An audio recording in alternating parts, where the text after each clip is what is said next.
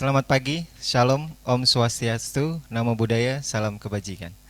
Yang terhormat Bapak Dekan Fakultas Hukum Universitas Krishna Dupayana, Bapak Hartono Widodo SHMH, beserta jajarannya. Yang kami hormati Bapak Ibu dosen serta tamu undangan yang kami hormati. Serta yang kami hormati pula para narasumber untuk seminar pagi hari ini. Yang pertama ada Ibu Grace Sharon SHMH. Lalu ada Ibu Yesi Kusuma Dewi SHMH.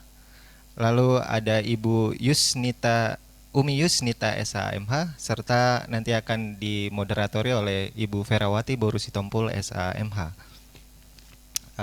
Pertama-tama marilah kita panjatkan puja dan puji syukur kehadirat Tuhan Yang Maha Esa sehingga kita bisa berkumpul kembali di sini dalam keadaan sehat walafiat. Biasanya webinar, sekarang kita seminar offline ya. Untuk tema seminar kali ini adalah interaksi industri kreatif antara perusahaan Indonesia dengan bintang Korea. Sebelumnya izinkan saya membacakan susunan acara pada pagi hari ini. Yang pertama ada sambutan. Yang kedua ada acara inti seminar. Yang ketiga ada penyerahan penghargaan kepada narasumber dan moderator. Lalu terakhir adalah penutup. Sebelum kita mulai, orang bijak pernah berkata, sebaik apapun kita melakukan sesuatu, mulailah dengan berdoa. Maka dari itu berdoa dengan kepercayaan masing-masing. Berdoa dimulai.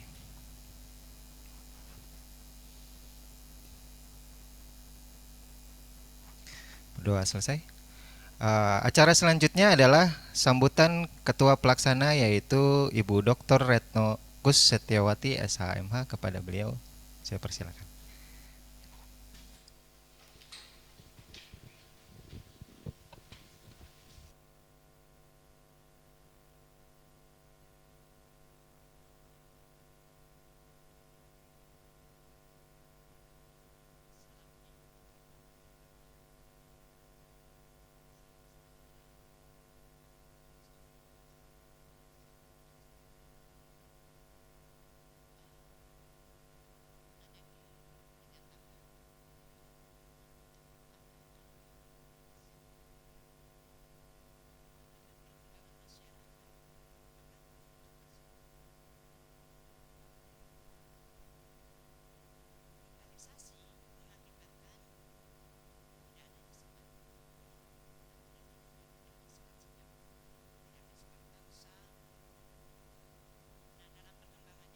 Selatan itu telah menjadi negara raksasa ya, dari segi ekonomi karena menciptakan pengaruh yang luar biasa ya.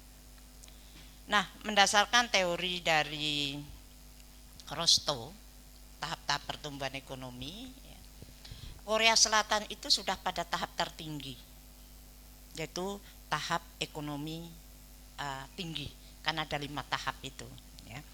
Nah, kenapa Korea di sini sebagai telah memenuhi puncak ya? Karena Korea Selatan ini khususnya telah menciptakan imperium baru ya, yaitu apa? Bisa menjajah negara lain, bukan menjajah dalam arti seperti dulu, tapi menjajah lewat industri ya, kemudian industri kreatifnya. Bagaimana HP Samsung ya, menjadi pegangan sebagian besar masyarakat dunia. Kemudian image kecantikan itu Korea ya. Kemudian kecantikan, ketampanan ya, meskipun menurut saya lebih dikit ya, lenggak-lenggoknya ada ya. Kemudian image kecantikan itu menurunkan industri kosmetika. Kemudian industri musik dengan K-popnya ya, drakornya ya. Nah, hal tersebut itu ternyata industri filmnya, ternyata Amerika sekarang berkiblat, bukan lagi kiblatnya ke Amerika atau musik ke Amerika atau fashion itu ke Perancis, ke Paris, tapi ke Korea. Nah, jadi di sini Indonesia ternyata sangat terdampak ya, sehingga muncul industri kecil UMKM ya, dengan menciptakan atau memproduk produk kecantikan dengan gaya-gaya gaya-gaya Korea, nama maupun bintang-bintang itu tadi ya, brand ambasadornya ya. Jadi fashionnya meniru gaya Korea ya, brand ambasadornya mengambil bintang-bintang Korea ya. Atas dasar tersebut menimbulkan pemikiran bagi Fakultas Hukum, khususnya bagian perdata, bisnis, dan HI lebih khusus lagi kepada HPI-nya ya. Bagaimana fenomena tersebut itu kita tangkap ya, artinya kita jadiin suatu pemikiran ya, pemikiran bagi kami. Sengaja kita tampilkan dosen-dosen muda ya, agar semakin berkembang. Nah, ini Srikandi kemungkinan semester depan itu adalah Arjuna yang akan ditampilkan ya, gitu. Yang merasa Arjuna ya, nanti siap-siap saja ya. Nah, oleh karena itu kami membuat diskusi ilmiah yang sifatnya internal itu tadi untuk dosen, mahasiswa ya. Meskipun dengan pembatasan peserta ya sekarang ini ya, kita batasi dengan 30 ya, karena kondisi belum begitu kondusif ya.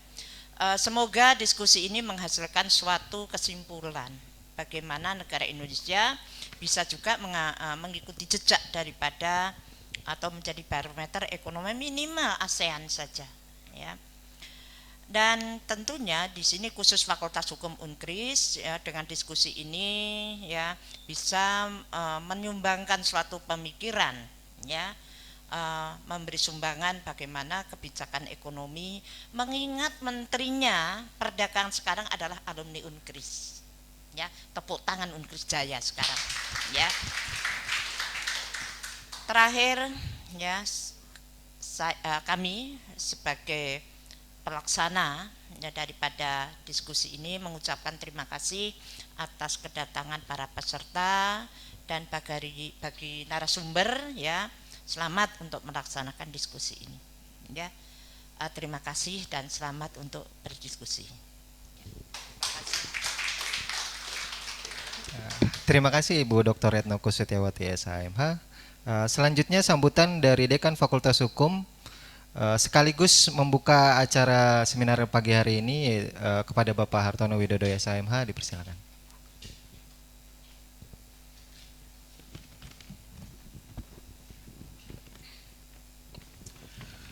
Assalamualaikum warahmatullahi wabarakatuh. Salam sejahtera bagi kita semua.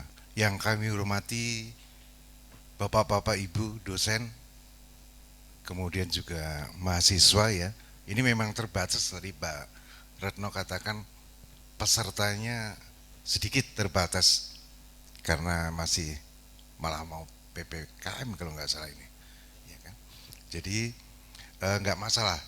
Yang penting bahwa hasil daripada seminar ini bisa diteruskan ke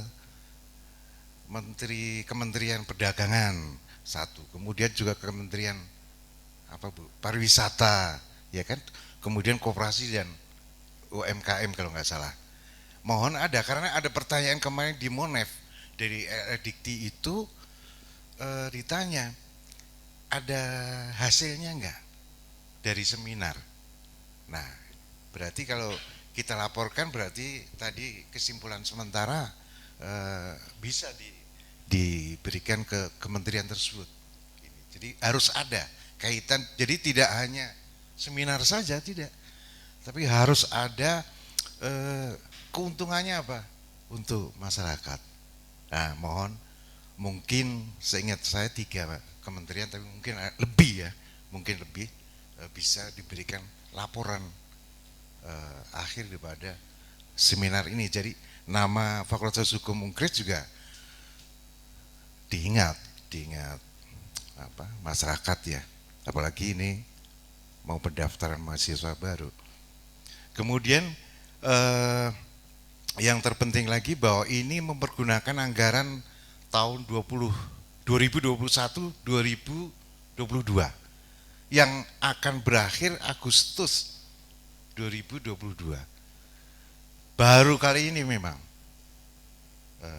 Kabak hukum bisnis, hukum perdata, hukum internasional sementara kosong calonnya, tapi ada di sini calonnya nggak tahu siapa itu melaksanakan. Tentu saja yang HTN dan hukum pidana segera di bulan Agustus harus melaksanakan, karena kalau tidak nanti hilang itu anggarannya. Saya yakin ya,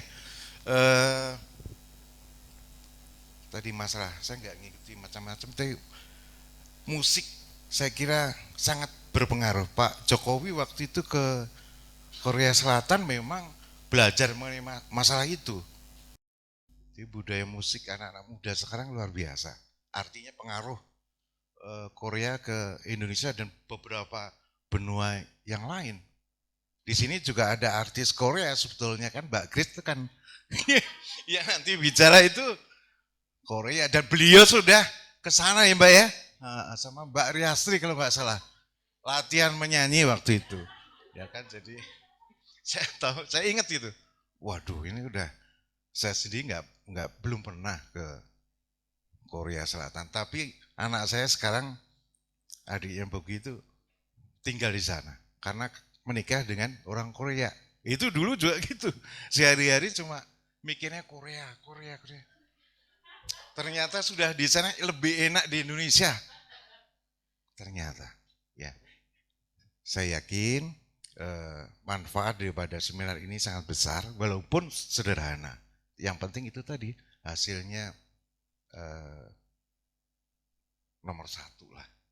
Itu. Mohon maaf, Pak Wadek 1 ikut rapat di rektorat. Kemudian Wadek 2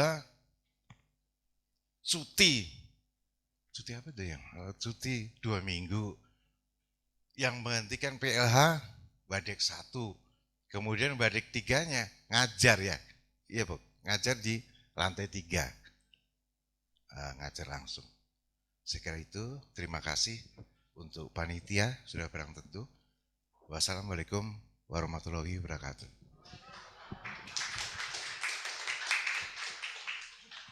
Oke, tanpa membuang banyak waktu lagi, tiba pada acara inti pada pagi hari ini yang akan dimoderatori oleh Ibu Ferawati Boru Sitompul SAMH. Kepada Ibu Moderator dan para narasumber, silakan menempati tempat yang telah disediakan.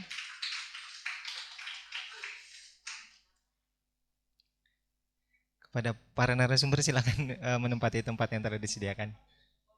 Oh, ntar dipanggil sama moderator ya. Oke, kalau begitu saya serahkan langsung kepada Ibu Vera. Silakan Ibu.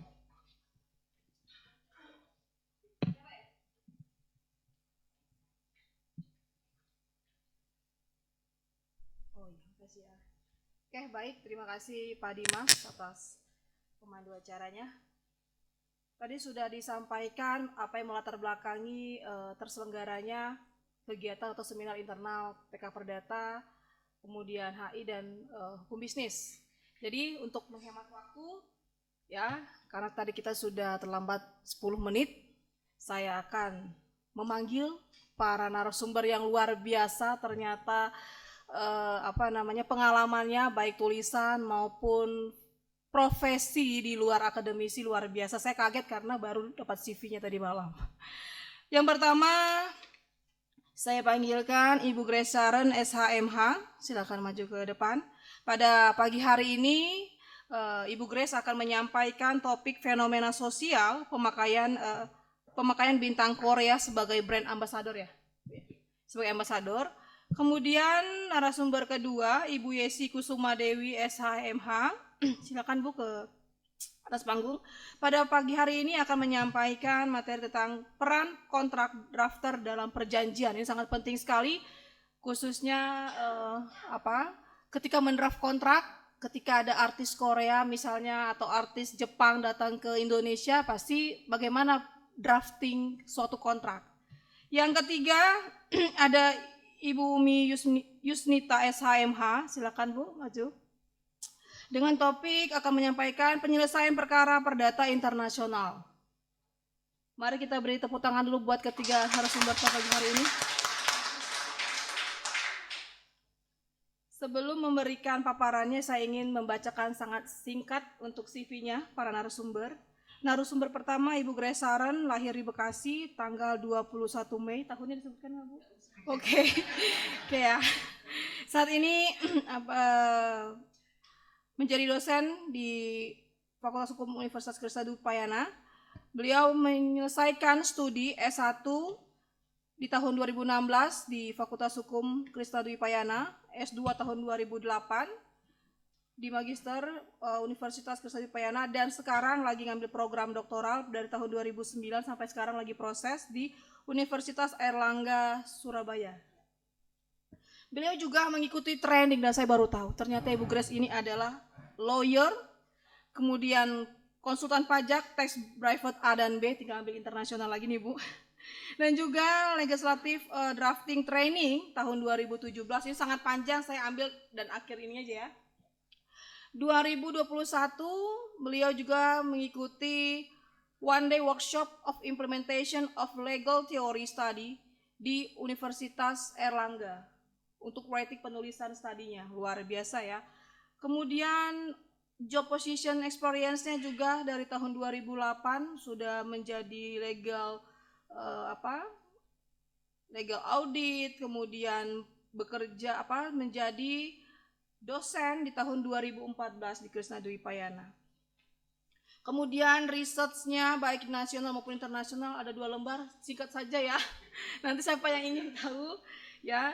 Yang terbaru itu adalah di tahun 2021 kebijakan wajib vaksinisasi 2019 ditinjau dari akses manfaat kepentingan umum dan hak asasi manusia. Kemudian professional activity itu tahun 2016 beliau menjadi legal di salah satu properti ya di Bogor. Tahun 2021 nih sangat tertarik, ternyata Ibu ini concern di human rights. 2017 legal consulting ya di Netherlands, luar biasa. Kemudian legal draft regional regulation, kemudian di regional perspektif konsil di Bekasi di 2021, legal awareness of internal community pandemic di tahun 2021. Mungkin itu ya kalau kita bacakan sangat panjang. Kemudian ada riwayat hidup dari Ibu Yesi. Nama Yesi Kusuma Dewi, lahir 6 Desember, tahunnya kemudian golongan atau pangkat 3A, lektor, dosen tetap Fakultas Hukum Universitas Krisnadipayana. Beliau menyelesaikan studi S1 tahun 2013 di Universitas Krisnadipayana, Magister Hukum atau Strata 2 tahun 2017 Universitas Krisnadipayana, sertifikasi pendidik di Universitas Krisnadipayana Kemendikbud tahun 2017, tahun 2020 sampai sekarang lagi penyelesaian strata 3 atau doktoral di Universitas Krisnadipayana. Pelatihan profesional ini yang luar biasa, saya baru mengetahui ketika membaca lebih lengkap dan gitu sangat panjang, ini ada berapa halaman, saya ambil singkatnya saja. Sejak tahun 2016 Ibu Yesi mengikuti pelatihan nasional pembuatan kontrak, luar biasa. Ini jadi saya belum kuliah ini waktu 2016 nih. Ya, berarti beliau sudah dilatih. Jadi saya tidak salah masuk kampus, ini dilatih dan dibimbing oleh dosen-dosen luar biasa. Kemudian kursus calon dosen pendidik kewarganegaraan tahun 2017. Kemudian ada pelatihan bantuan hukum. Ini saya sudah lahir di Unkris 2012. Mungkin saya ikut.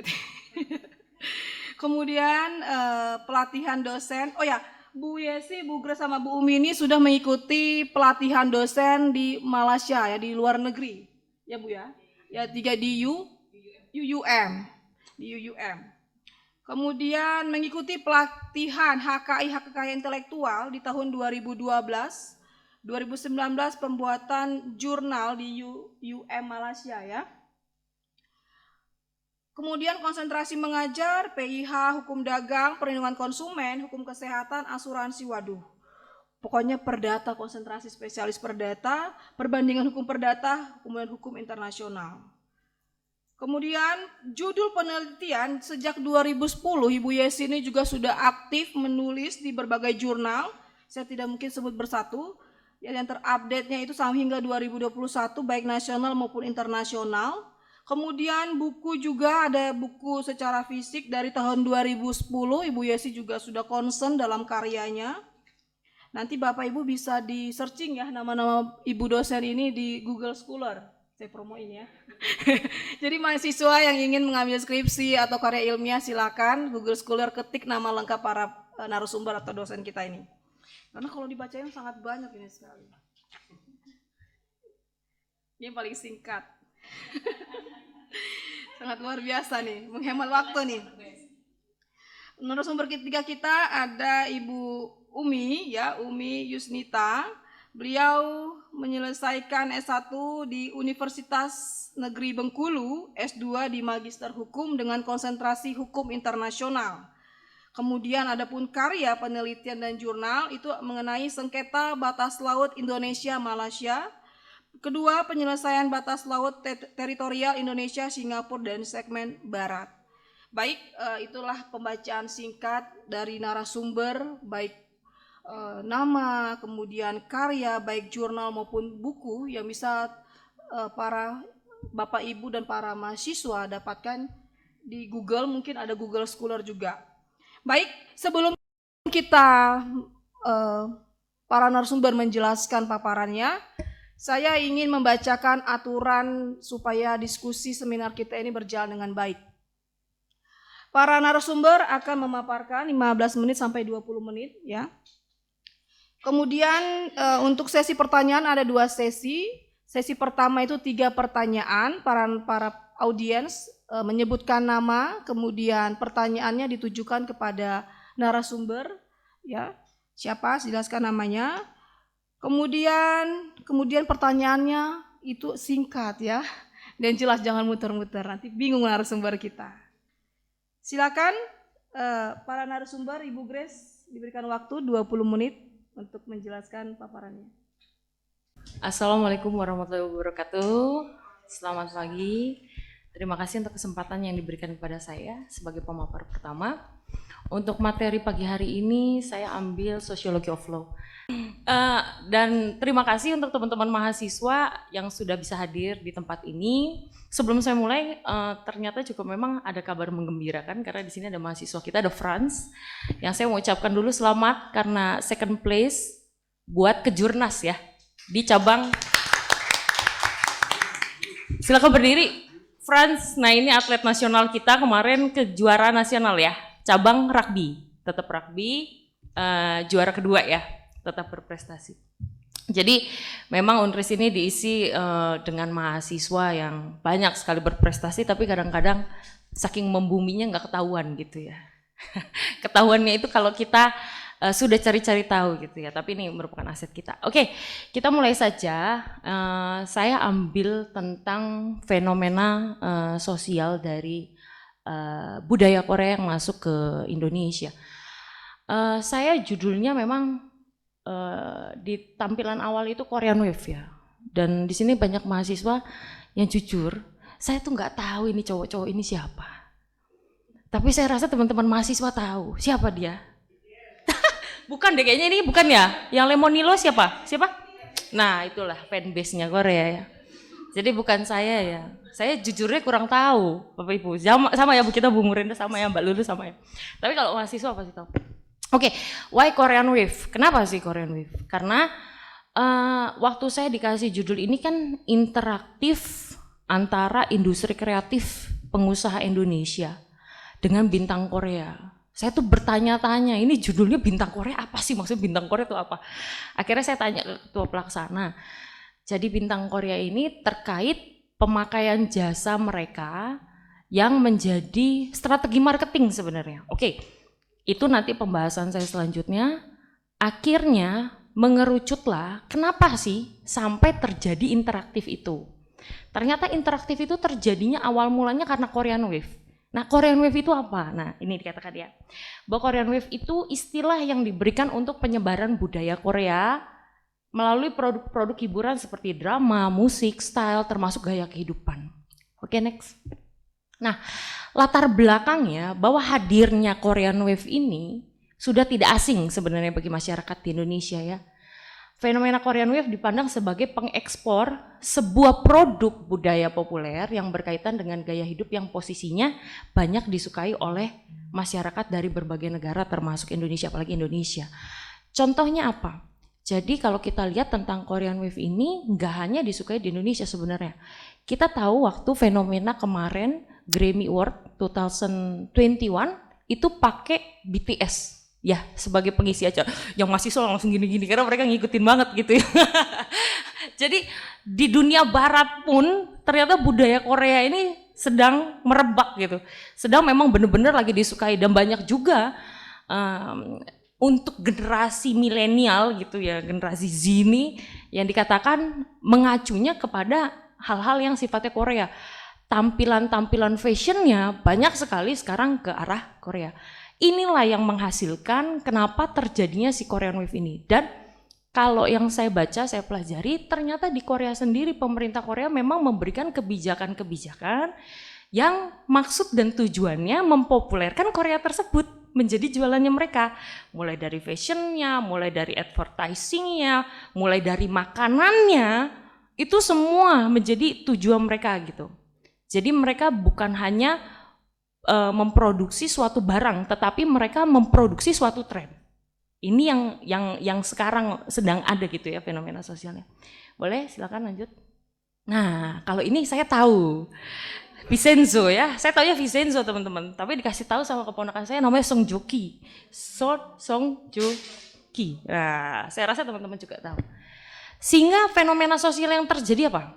Pertama, bahwa begitu banyak artis-artis Korea yang kemudian digunakan atau diminta menjadi brand ambassador. Dan ini adalah salah satu strategi marketing yang digunakan. Dan ini menjadi laku ya. Contohnya, produksi Indonesia, produk-produk yang ada di Indonesia dan menggunakan jasa brand ambassador itu ada Scarlett Whitening. Siapa Scarlett Whitening? Ini ya, yang terbaru kayaknya ini. Lalu ada lagi White Lab, Everwhite, Lemonilo, Azarin, dan seterusnya. Bisa dikasih lihat gambar selanjutnya. Nah ini ya. Maaf ya karena saya perempuan saya carinya yang ganteng-ganteng. Saya nggak tahu namanya. Sekali lagi saya nggak tahu namanya. Tapi saya rasa perempuan-perempuan lebih tahu namanya ya. Jadi teman-teman bisa lihat ada produk asli skincare di Indonesia yang menggunakan jasa brand ambassador dari bintang Korea. Nanti saya dikasih tahu kalau udah bisa. Oke. Ada Everwhite. Lanjut lagi. Nah, kalau yang ini silakan lanjut slide-nya. Nah, kalau yang ini buat yang pria-prianya. Karena siapa sih yang nggak suka sama Blackpink ya? Sekarang pun udah masuk nominasi lagi di Grammy Award. Dia pernah menjadi salah satu advertising icon buat Tokopedia gitu. Lanjut. Sekarang kita lihat yuk fakta sosialnya. Silakan. 1. Bahwa berdasarkan hal-hal tersebut, perilaku konsumsi yang dilakukan konsumen terhadap suatu produk yang dibintangi oleh artis Korea tersebut sometimes ya, bahwa perilaku konsumen itu tidak mengacu sama kualitas produknya sometimes karena penggunaan si produk Korea ini. Mereka hanya mengacu karena kesukaan mereka gitu ya, kecintaan mereka sama si bintang Korea ini. Yang di belakang ketawa-ketawa aja tuh. Ini saya nggak ngomongin produk Indonesia. Pernah juga, saya tuh sampai kaget yang pernah ada tren, saya yakin teman-teman tahu, waktu McDonald dengan BTS. Dan itu harga burgernya luar biasa mahal, sampai orang 250.000 aja waktu itu ada yang beli. Rasanya sama-sama aja. Jadi sebegitu besarnya gaya marketing ini gitu loh. Gitu ya.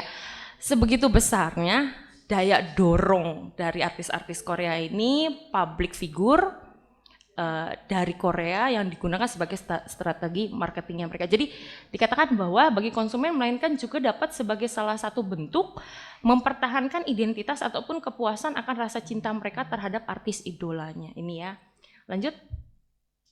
Di dalam satu penelitian yaitu Baudrillard dalam penelitian tentang komersil yang dilakukan televisi menyatakan bahwa iklan merupakan sebenarnya tempat kapitalis menciptakan sebuah komoditas yang dibutuhkan oleh seseorang, tetapi di dalamnya belum tentu menekankan pada manfaat dari produk tersebut gitu. Melainkan nilai-nilai simbol yang terdapat dalam iklan. Dalam arti bahwa seseorang tidak lagi mengkonsumsi produk berdasarkan manfaat untuk saat ini, melainkan sebagai nilai simbolis yang terkonstruksi dan sifatnya abstrak. Silakan lanjut. Tapi itu kan negatifnya. Ada positifnya. Positifnya apa? Bahwa penggunaan public figure-nya Korea sebagai brand ambassador itu memberikan dampak positif buat brand Indonesia juga. Mampu meningkatkan awareness terhadap produknya, sehingga produk tersebut memang bisa menjadi populer secara global. Dan tentunya ini memancing juga untuk industri kreatif di Indonesia untuk meningkatkan standar kalau mereka mau jualannya keluar. Apalagi tokoh-tokohnya udah dipakai dari public figure Korea. Dan kalau itu sampai terkenal gitu ya, mereka juga punya awareness, punya kepedulian, dan mereka punya responsibility for the marketing, for the sale, untuk menjual juga dengan standar yang lebih baik. Itu juga memancing akhirnya, karena fenomena sosial ini nih, gitu ya. Yuk sekarang kita masuk sosiologi of law, sosiologi hukum. Silakan lanjut.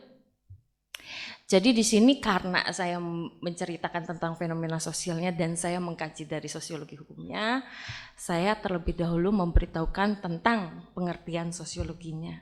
Jadi singkat aja ya, si sosiologi ini saya ambil dari poin yang kedua, awalnya pengertian sosiologinya dulu, bahwa sosiologi ini secara etimologi itu berasal dari kata socius dan logos.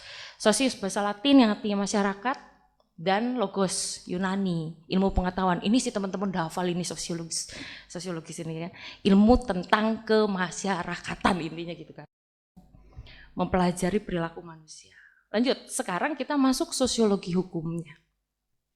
Nah, what is sociology of law? Jadi dikatakan, saya ambil ini dari pendapatnya Kantorowicz ya, di dalam sebuah artikel ilmiah dikatakan the sociology of law, it is to be an investigation of social life in it is relation to law. Jadi apa?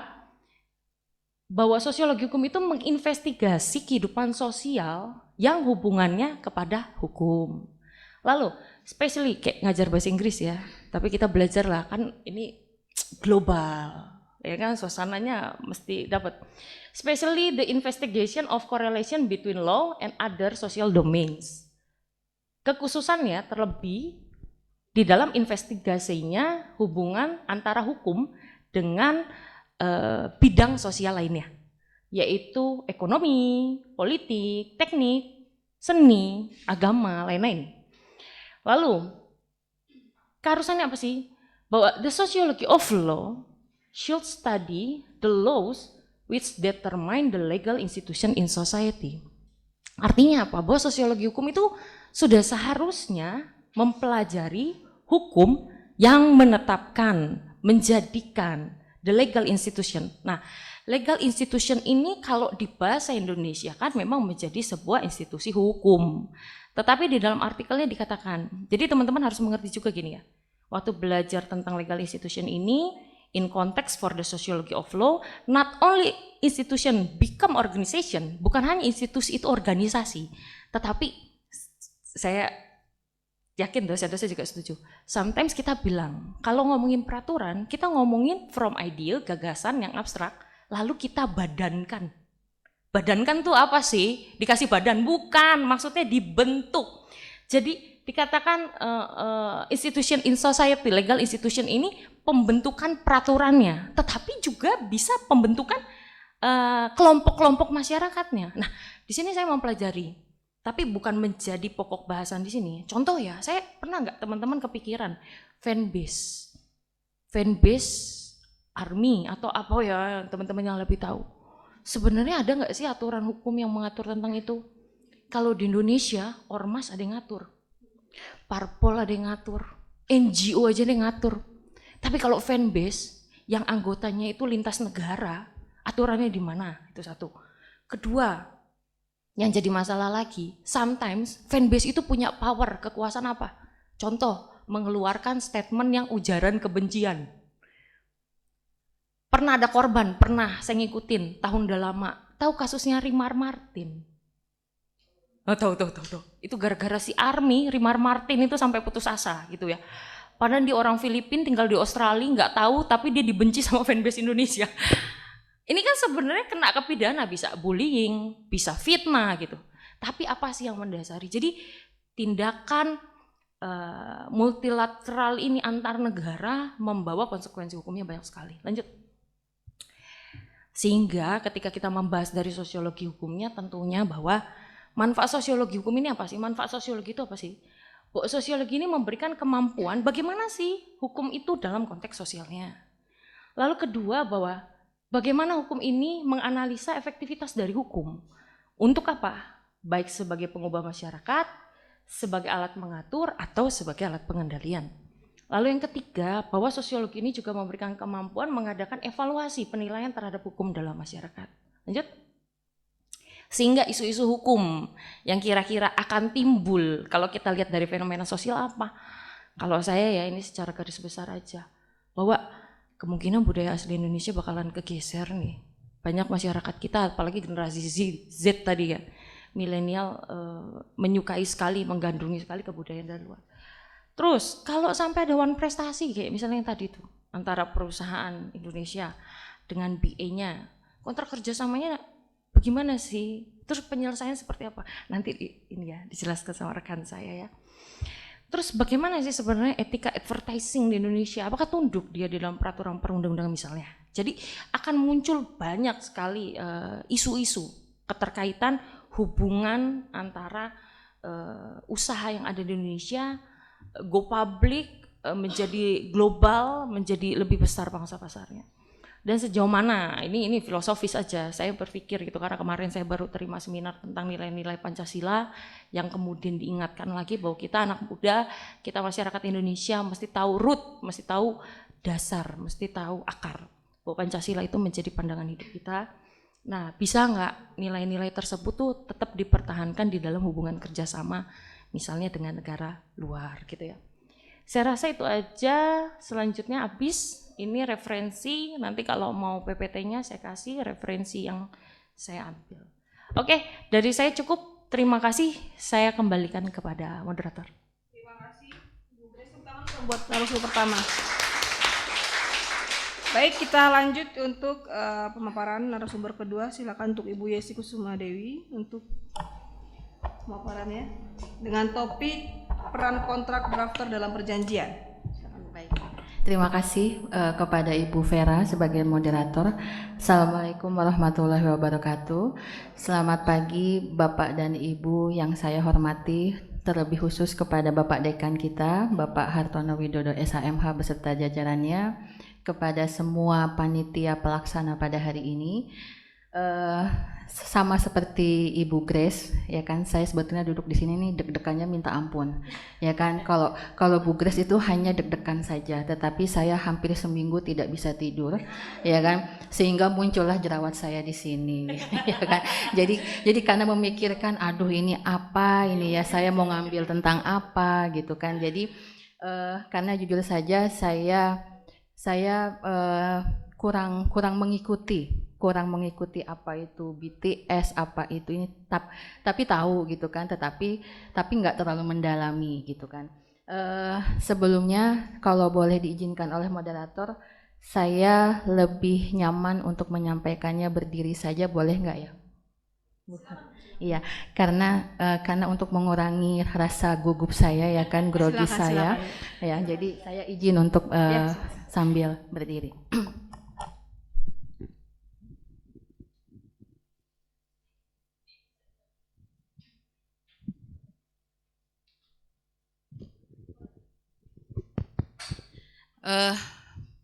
Suaranya beda ya, tadi di situ bagus, di sini kayaknya suara saya cempreng banget ya. Oke deh, baik Bapak dan Ibu, tadi Mbak Grace sudah menjelaskan mengenai bagaimana fenomena sosial Korean Wave dan lain sebagainya. Karena saya terlalu bingung apa ini yang bisa saya sampaikan, saya mencoba bahwa kalau kita berbicara mengenai Korea itu kan pasti sudah melintas batas negara.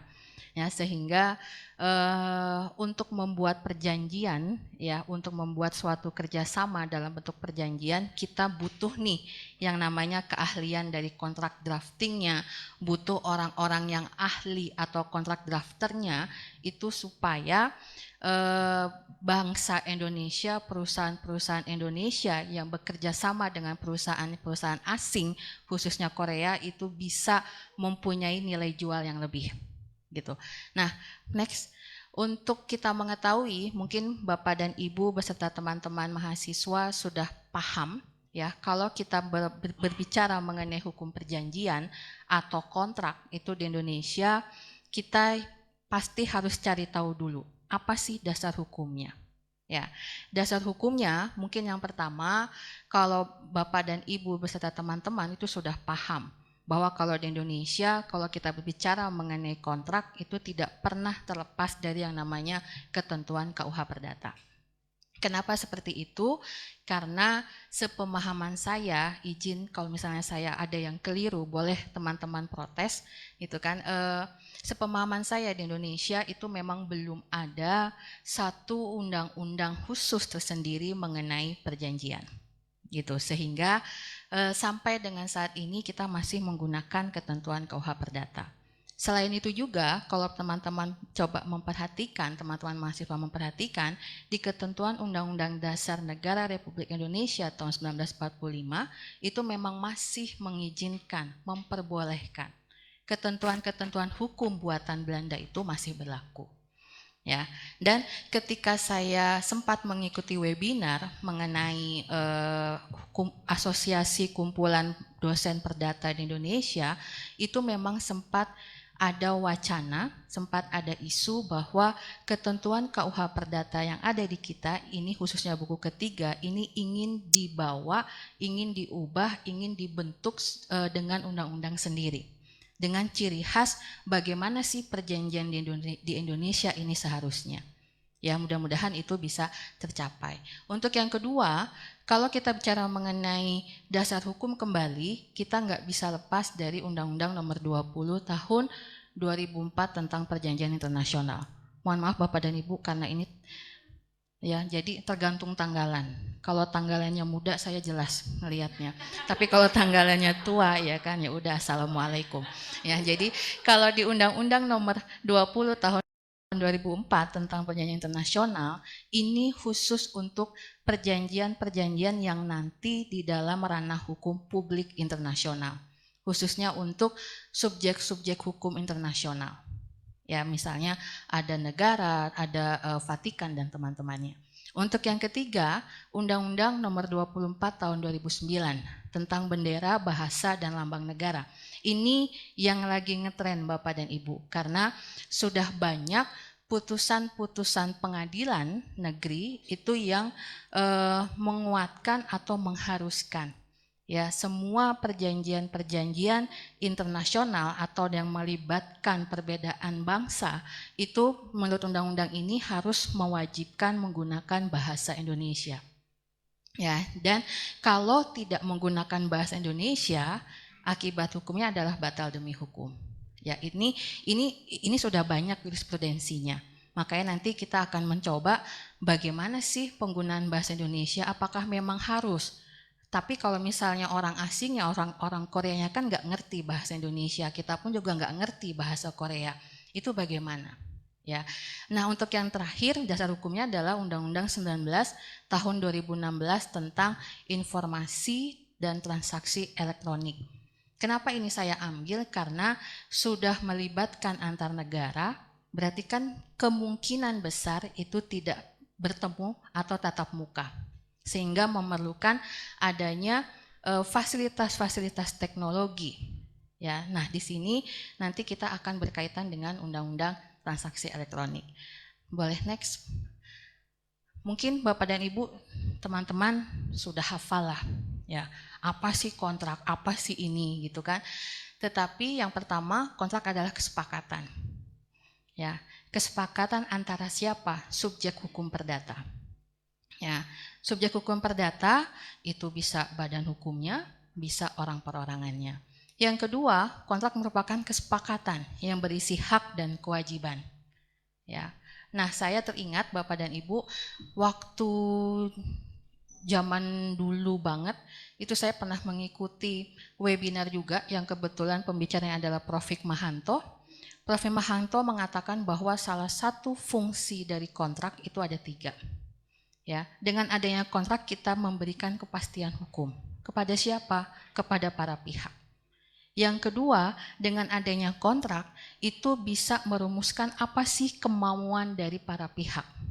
Ya, yang kemudian dituangkan dalam bentuk hak dan kewajiban, prestasi. Yang ketiga, kenapa sih harus pakai kontrak? Kenapa sih harus pakai perjanjian? Karena kalau ada sengketa, di situ kita bisa lihat para pihak mau menyelesaikannya melalui apa. Makanya kalau kita bicara mengenai kontrak internasional, nggak bisa jauh-jauh dari yang namanya choice of forum sama choice of law. Ya, mau pakai forum pengadilan kah atau mau pakai arbitrase kah, nanti biar Bu Umi yang menjelaskan. Ya, yang ketiga, kontrak merupakan terjemahan bahasa sehari-hari dalam bentuk dokumen dan kalimat hukum. Ya, Bapak dan Ibu, kalimat hukum itu memang agak sedikit berbeda dengan bahasa Indonesia sehari-hari. Ya, jadi kalau kita menggunakan kalimat hukum, penekanannya harus jelas. Ya. Karena dalam kalimat hukum itu kita bisa tahu nih, ya, emosinya apa sih yang diinginkan oleh para pihak. Ya, simbolnya itu sebagai simbol nih bahwa perjanjian ini adalah ya ini kesepakatan antara para pihak. Ya, makanya sebaiknya Bapak dan Ibu dalam kontrak drafting atau sebagai seorang kontrak drafter, Bapak dan Ibu harus bisa dengan tegas. Ya, ini loh bahasanya harus terstruktur. Ya, terus penggunaan paragrafnya harus begini, harus begitu dan lain sebagainya. Supaya apa? Supaya tidak terjadi perbedaan interpretasi.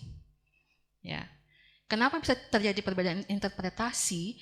Karena yang namanya kan perjanjian kan adalah orang, yang buat adalah orang. Ya, perbedaan pemikiran itu pasti. Ya, makanya sebagai seorang kontrak drafter nanti Bapak dan Ibu harus punya kemampuan negosiasi. Ya, negosiasi itu sebagai seorang negosiator, ya, itu harus pede Bapak dan Ibu, harus percaya diri banget dan harus tahu nih. Apa sih yang mau kita capai? Apa sih undang-undangnya? Harus cari literatur semuanya. Ya, supaya apa? Supaya jangan kalah tuh, ya. Apa yang diinginkan oleh pihak yang satu dengan pihak yang itu bisa terjadi. Tapi itu hanya secara teori ya Bapak dan Ibu. Tapi kalau secara prakteknya wallahu alam bishawab. Assalamualaikum warahmatullahi wabarakatuh. Ya, untuk yang selanjutnya Bapak dan Ibu, kontrak internasional itu tergantung kepada kebutuhan dari industri. Ya, karena kita bicara mengenai Korea, ya berarti suka nggak suka para pembuat kontrak itu harus paham. Ya, bagaimana sih perilaku sosial yang ada di sana ketika diterjemahkan dalam bentuk kontrak itu maunya bagaimana itu harus tahu. Ya, next. Ini Bapak dan Ibu mungkin kita bisa lewat ya, ini karena asas-asas ini sahnya perjanjian. Bapak dan Ibu mungkin teman-teman sudah hafal ya, sudah di luar kepala banget. Karena kalau kita bicara mengenai syarat sahnya perjanjian ya, itu nggak bisa lepas dari Bang Trai. Ya, tidak bisa lepas dari pasal 1320 KUH Perdata. Ya, mungkin teman-teman mahasiswa masih ingat pasal 1320 KUH Perdata? Ya, hanya ada 4, ya itu ada kata sepakat, kausa yang halal dan gini-gini sampai dengan poin yang keempat. Dan saya waktu saya kuliah di S1, saya pernah diinfokan oleh dosen saya mengatakan bahwa susunan ini tidak boleh diacak-acak. Susunan syarat sahnya kontrak itu tidak boleh dipindah-pindah. Karena apa? Karena ini semuanya akan mengganggu, akan merubah apa akibat hukumnya. Kalau angka 1 dengan angka 4 itu tidak terpenuhi. Nah, tadi Bapak dan Ibu, pertanyaan kembali adalah apakah perjanjian itu memiliki moral dan etika? Ya, pasti Bapak dan Ibu. Ya, moral etika itu kalau kita bicara mengenai perjanjian, Bapak dan Ibu bisa lihat di ketentuan pasal 1377. Apa sih moral etikanya? Pasal 1377 mengatakan bahwa tidak boleh bertentangan dengan undang-undang, ya, tidak boleh bertentangan dengan kesusilaan dan kepentingan umum. Itu adalah moral dan etika yang harus dipegang oleh seorang kontrak drafter. Ya, karena kalau tidak ada itu, kita memang pakai asas kebebasan berkontrak. Tetapi inilah yang membatasi. Ya, 1377. Bapak dan Ibu silahkan mau membuat perjanjian dengan siapapun silahkan. Bentuknya apapun silahkan. Tetapi ingat 1377. Ya, tidak boleh bertentangan dengan undang-undang dan lain sebagainya. Next. Lagi. Apa sih kontrak drafting? Ya, kontrak drafting itu adalah fisiknya, aktifnya. Tetapi orang yang membuat kontrak drafting namanya adalah kontrak drafter. Ya, Bapak dan Ibu, teman-teman semuanya, kontrak drafter, ya, itu tidak ada sekolahnya. Ya, berbeda dengan kalau kita mau menjadi seorang pengacara, seorang advokat, itu kita harus ikut PKPA dulu, lulus dan lain sebagainya. Tetapi kalau kontrak drafter, ya, itu tergantung jam terbang Bapak dan Ibu beserta teman-teman semua. Ya. Dan kalau memang Bapak dan Ibu ingin menghasilkan nilai lebih terhadap diri Bapak dan Ibu, ya, Bapak dan Ibu bisa mengikuti pelatihan.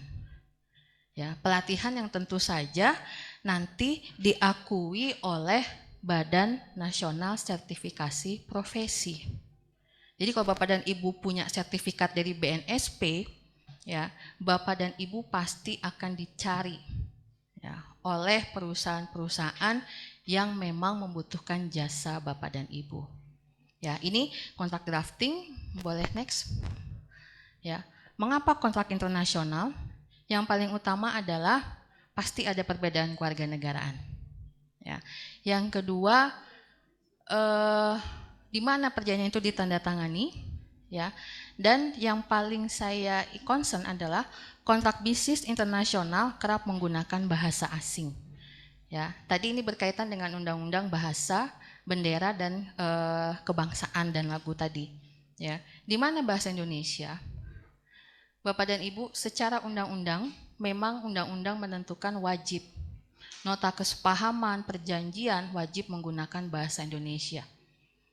Ya, tetapi Bapak dan Ibu di dalam penjelasan undang-undang, ya, undang-undang tentang bahasa dan sudah ada peraturan pemerintahnya juga mengatakan bahwa meskipun wajib menggunakan bahasa Indonesia, ya, sebaiknya di sampingnya dikasih bahasa yang bisa dimengerti oleh para pihak.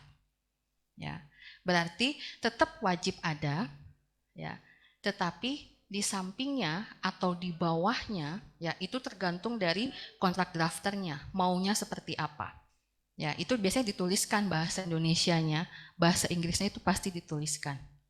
Ya, nah untuk yang ini nanti Bapak dan Ibu bisa lihat lebih lanjut di Undang-Undang tentang Bendera dan Bahasa. Ibu moderator, tinggal berapa menit lagi, Ibu moderator? Selesai. Oke, baik Bapak dan Ibu, ini secara ringkasnya saja nanti boleh kita diskusikan. Terima kasih Bapak dan Ibu atas waktunya, teman-teman. Assalamualaikum warahmatullahi wabarakatuh. Waalaikumsalam. Oke, baik, terima kasih Ibu Yesi. Kita masuk ke narasumber yang ketiga. Silakan kepada Ibu Umi Yusnita dengan topik penyelesaian perkara perdata internasional. Waktu dan tempat dipersilakan.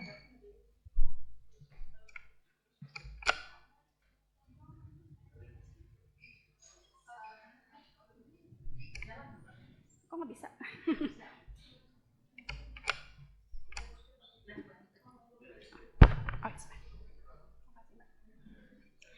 Ya, terima kasih kepada Bu Vera selaku moderator.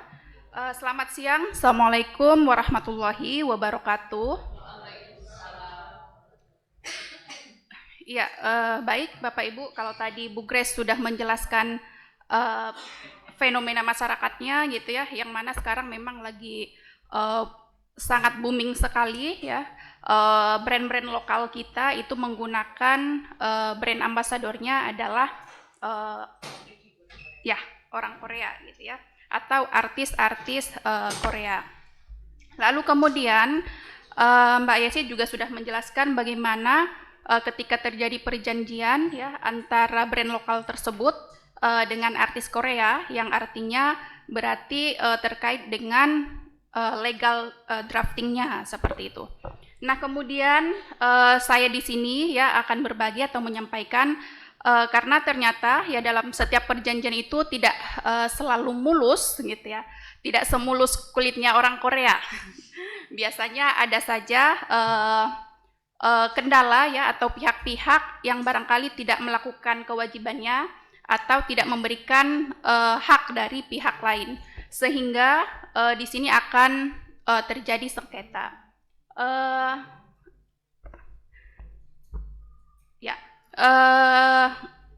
Yang akan saya sampaikan yaitu terkait dengan penyelesaian perkara perdata internasional. Jadi yang pertama yang harus kita pahami dulu apa yang dimaksud dengan perkara hukum perdata internasional, yaitu perkara hukum perdata yang mengandung unsur asing.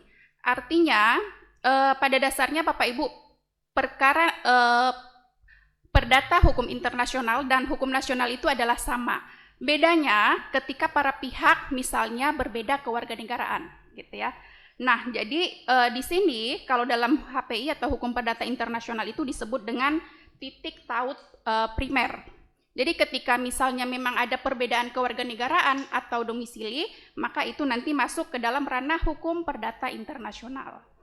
Nah, kemudian selanjutnya karena masing-masing pihak itu tunduk kepada hukum perdata nasionalnya masing-masing, ya. Nah, ketika nanti terjadi sengketa, hukum perdata mana yang akan digunakan untuk menyelesaikan perkara tersebut. Nah, maka untuk rumusnya itu bisa ditemukan di titik taut sekunder. Hukum yang akan digunakan ketika terjadi sengketa di antara para pihak. Selanjutnya. Nah, maka dalam hukum perdata internasional di sini titik taut sekundernya itu ada dalam asas-asas hukum perdata internasional.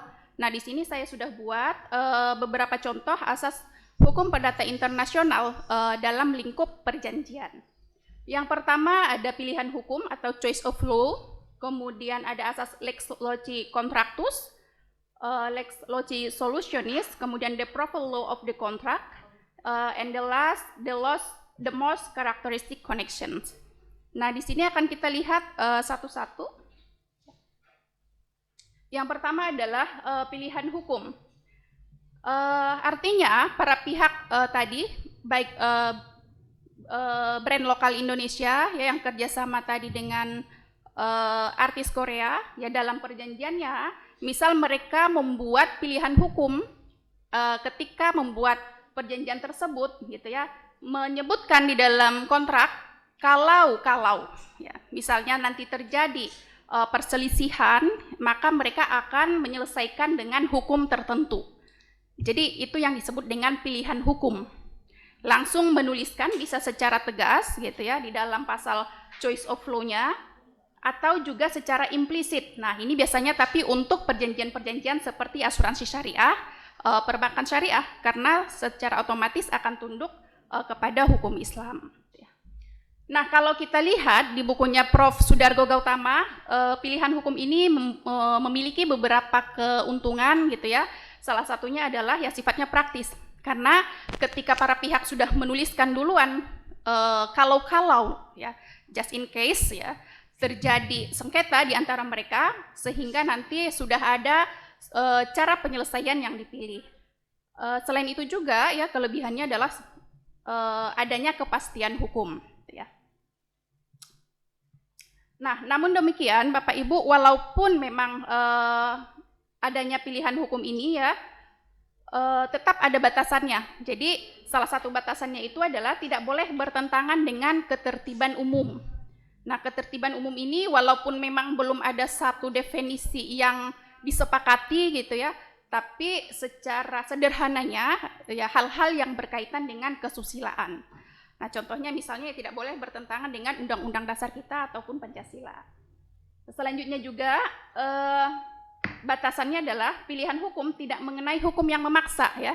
Maksudnya adalah tidak boleh bertentangan dengan contohnya misalnya Undang-Undang Perlindungan Konsumen gitu ya, kemudian juga ketenagakerjaan dan lain-lain.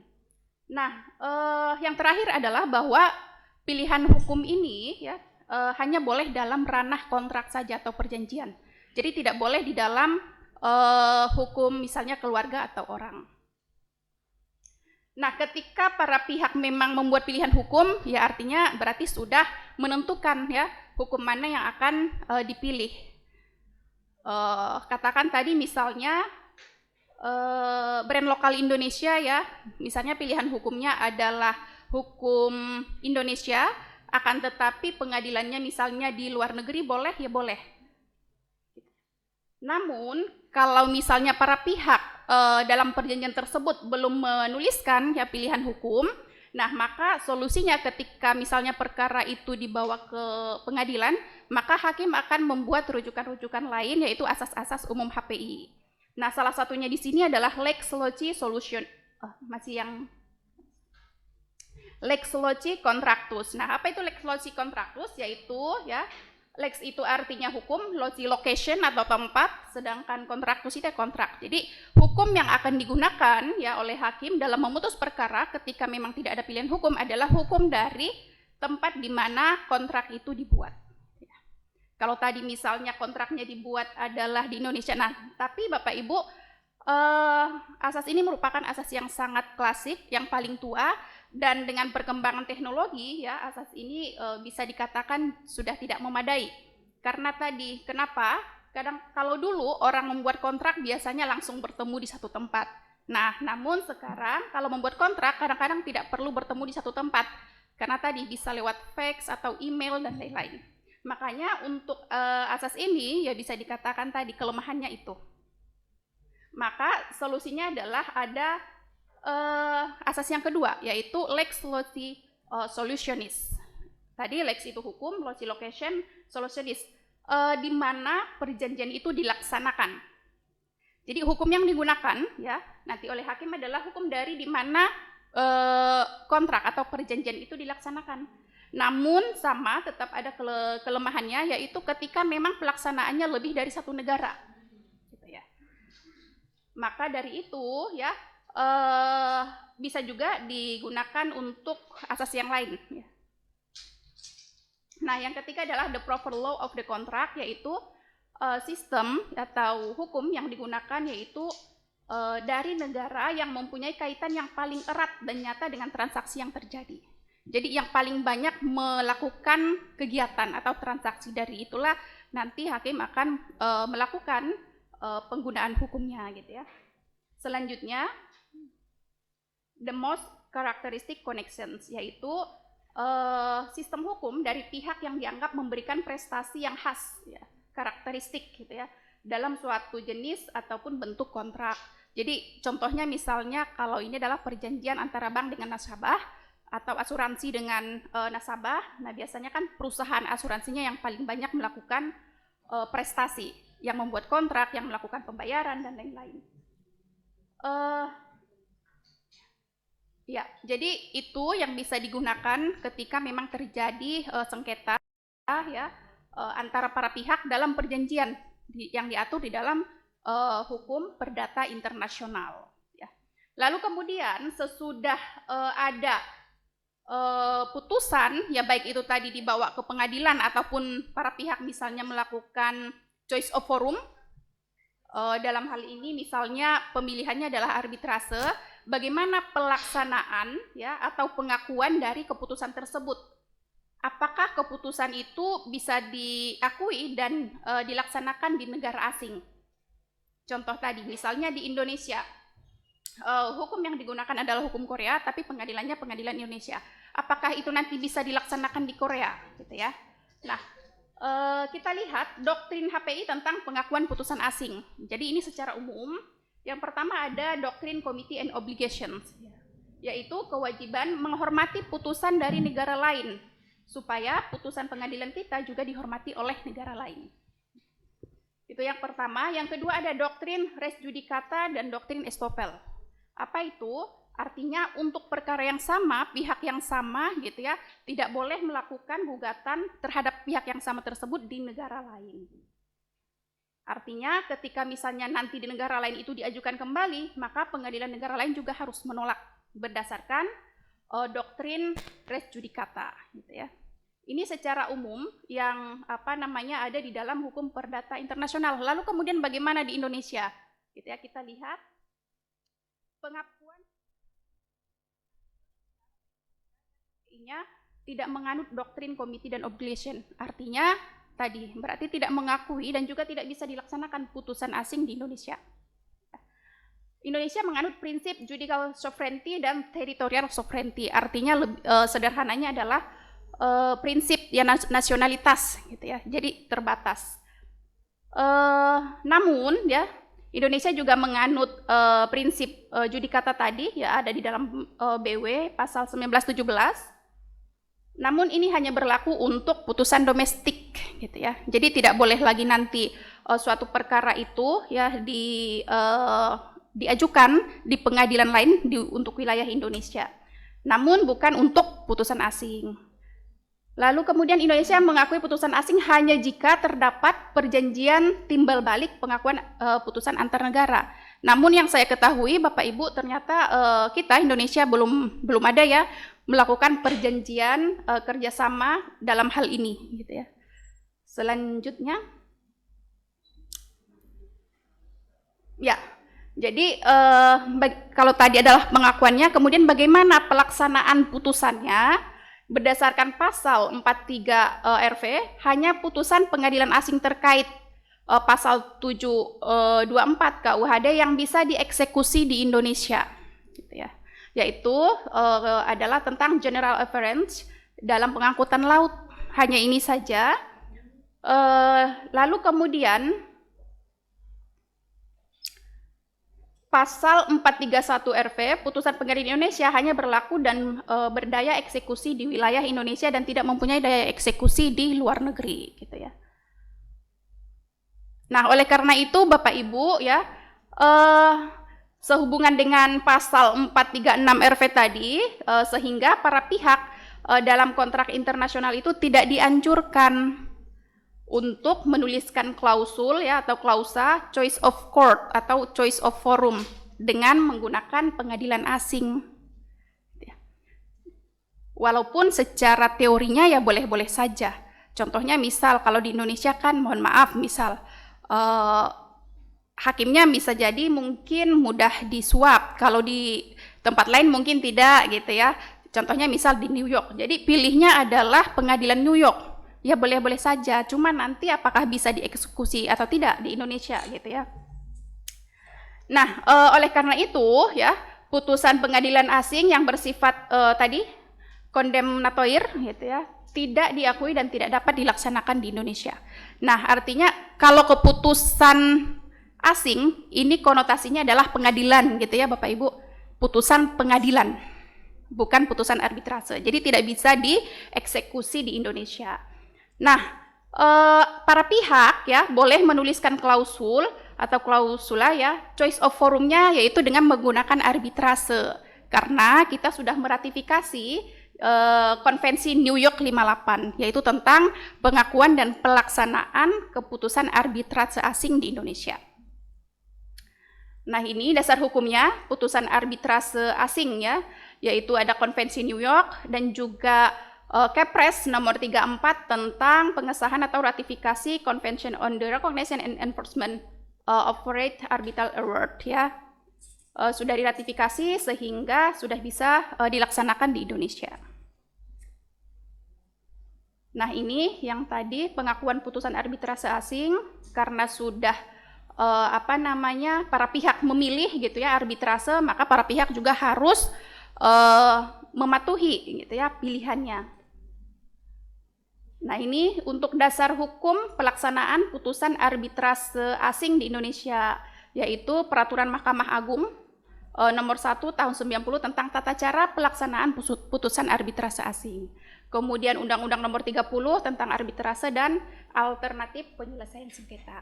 Barangkali itu dari saya, Bapak Ibu, mohon maaf apabila ada penyampaian yang kurang berkenan, terus terang sangat deg-degan karena the first experience ya. Terima kasih. Assalamualaikum warahmatullahi wabarakatuh. Oke, terima kasih para narasumber, ibu-ibu dosen senior dengan pengalaman yang luar biasa. Baik, saya kayaknya ada yang ngantuk-ngantuk ini. Saya izin ke depan dulu ya, kita olahraga sedikit. Ya, ketika saya sampai merah, tepuk tangan 1. Kalau saya bilang hijau, tepuk tangan 2. Sampai bilang ada warna kuning 3. Kalau saya bilang abu-abu, gitu ya. Merah, hijau, abu-abu. Semangat lagi ya, semangat ya. Jadi belakang utama nih antara masker sama reflektor wajahnya ya. Tangan itu tadi di belakang ada baru masuk. Kuning, merah, hijau, merah, abu-abu. Tepuk tangan dulu. Jadi soalnya masih sesi tanya jawab ya. Jadi nanti teman-teman mahasiswa, Bapak Ibu dosen. Baik, terima kasih untuk tiga-tiga para narasumber. Ini sangat luar biasa ya. Ketika saya mensistematika ini sangat bisa kita alami sebenarnya. Ketika teman-teman sekarang sudah sistem IT online, teman-teman juga punya produk ya, brand lokal, bisa nanti bagaimana proses impornya juga. Ya, berawal semua dari mimpi, bisa saja nanti tadi ada Korea, mungkin ada Jepang, itu silakan nanti dari beberapa negara, dan sangat sedikit khususnya sarjana hukum itu mempunyai talenta dengan legal drafting, khususnya translator. Kita harus menggunakan jasa atau profesional terkait mempunyai yang lisensi ya. Tadi pada prakteknya saya juga sudah alami juga, ketika kita membuat draft kontrak dengan warga negara asing itu harus menggunakan 2 bahasa, Indonesia kemudian negara subjek hukum yang akan kita ajak kerjasama sebagai mitra bisnis atau dan lainnya. Sehingga ketika terjadi sengketa, domisili hukum mana yang akan dipilih oleh para pihak. Jadi materi yang disampaikan oleh Mbak Ibu Yesi tadi, apa saja sih isi dari perjanjian itu tadi? Kontrak misalnya. Itu sangat, karena apa? Di sini ego para pihak. Ini tawar-menawarnya mungkin bisa jadi ya. Misalnya terkait produk, kemudian penyelesaian sengketa. Karena apa? Yang membuat kontrak atau perjanjian itu adalah manusia. Pasti ada sifat egois, nggak mau kalah. Makanya sebenarnya pembuatan kontrak itu berdasarkan dari dosen yang saya dosen pengampu, dosen yang mengajar saya waktu kuliah, membuat kontrak harus diawali dengan etikat baik, dengan niat baik dulu dengan para pihak. Kalau misalnya sudah membuat kontrak dengan kayaknya ini kita harus sekian ini gitu kan, itu udah ada tidak ada etikat baik, tapi diawali dengan etikat baik. Untuk itu kita buka sesi pertanyaan bagi para Bapak Ibu dosen, para mahasiswa. Itu 2 sesi. Sesi pertama itu 3 pertanyaan. Metodenya adalah teman-teman tunjuk tangan, kemudian sebutkan nama, kemudian ada beberapa yang bukan dari Fakultas Hukum, nanti mungkin ada lembaganya. Ketika mahasiswa sebutkan nama dan semester. Silakan. Kita buka sesi pertama untuk sesi pertanyaan. Ya, silakan. Yang ingin bertanya, oke, ya mic-nya dulu nih.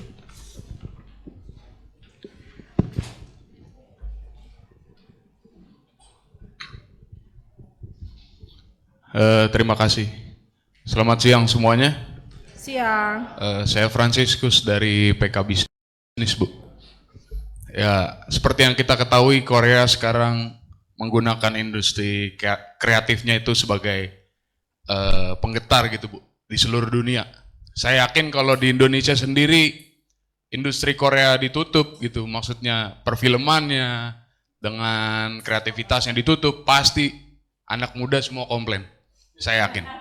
Bahkan di olahraga saya sendiri tuh pemain-pemain atletnya gitu, Bu, kayak punya standar kecantikan sendiri dan kegantengan sendiri gitu, Bu. Emang seganteng dan secantik itu orang-orang Korea itu tuh.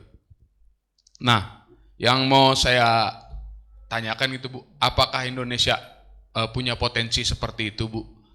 Nah, berdasarkan pandangan dari para narasumber, fenomena seperti ini sebenarnya itu baik gak sih, Bu, untuk generasi muda seperti kita saat ini gitu. Terima kasih.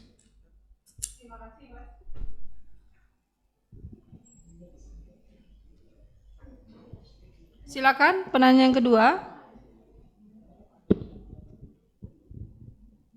Ya, silakan Mbak Jessica. Ya, Assalamualaikum warahmatullahi wabarakatuh. Shalom, selamat siang. Nama saya Jessica Priscilia dari semester 8. Sebelumnya, saya ingin bertanya mengenai pemaparan yang disampaikan oleh Ibu Grace mengenai sosiologi hukum.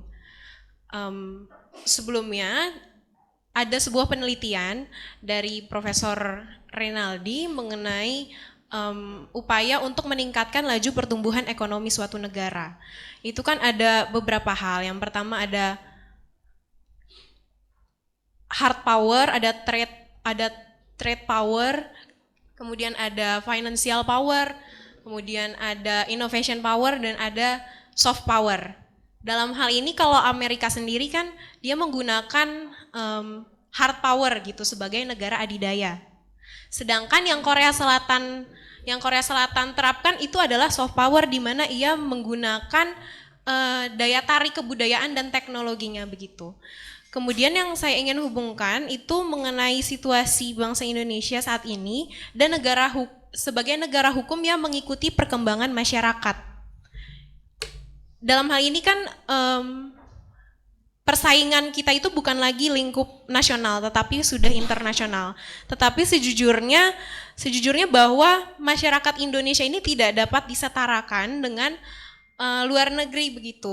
Mungkin dari cara pandangnya, karena dari pemerataan ekonomi, pendidikan saja di Indonesia belum merata dibandingkan dengan negara-negara lain.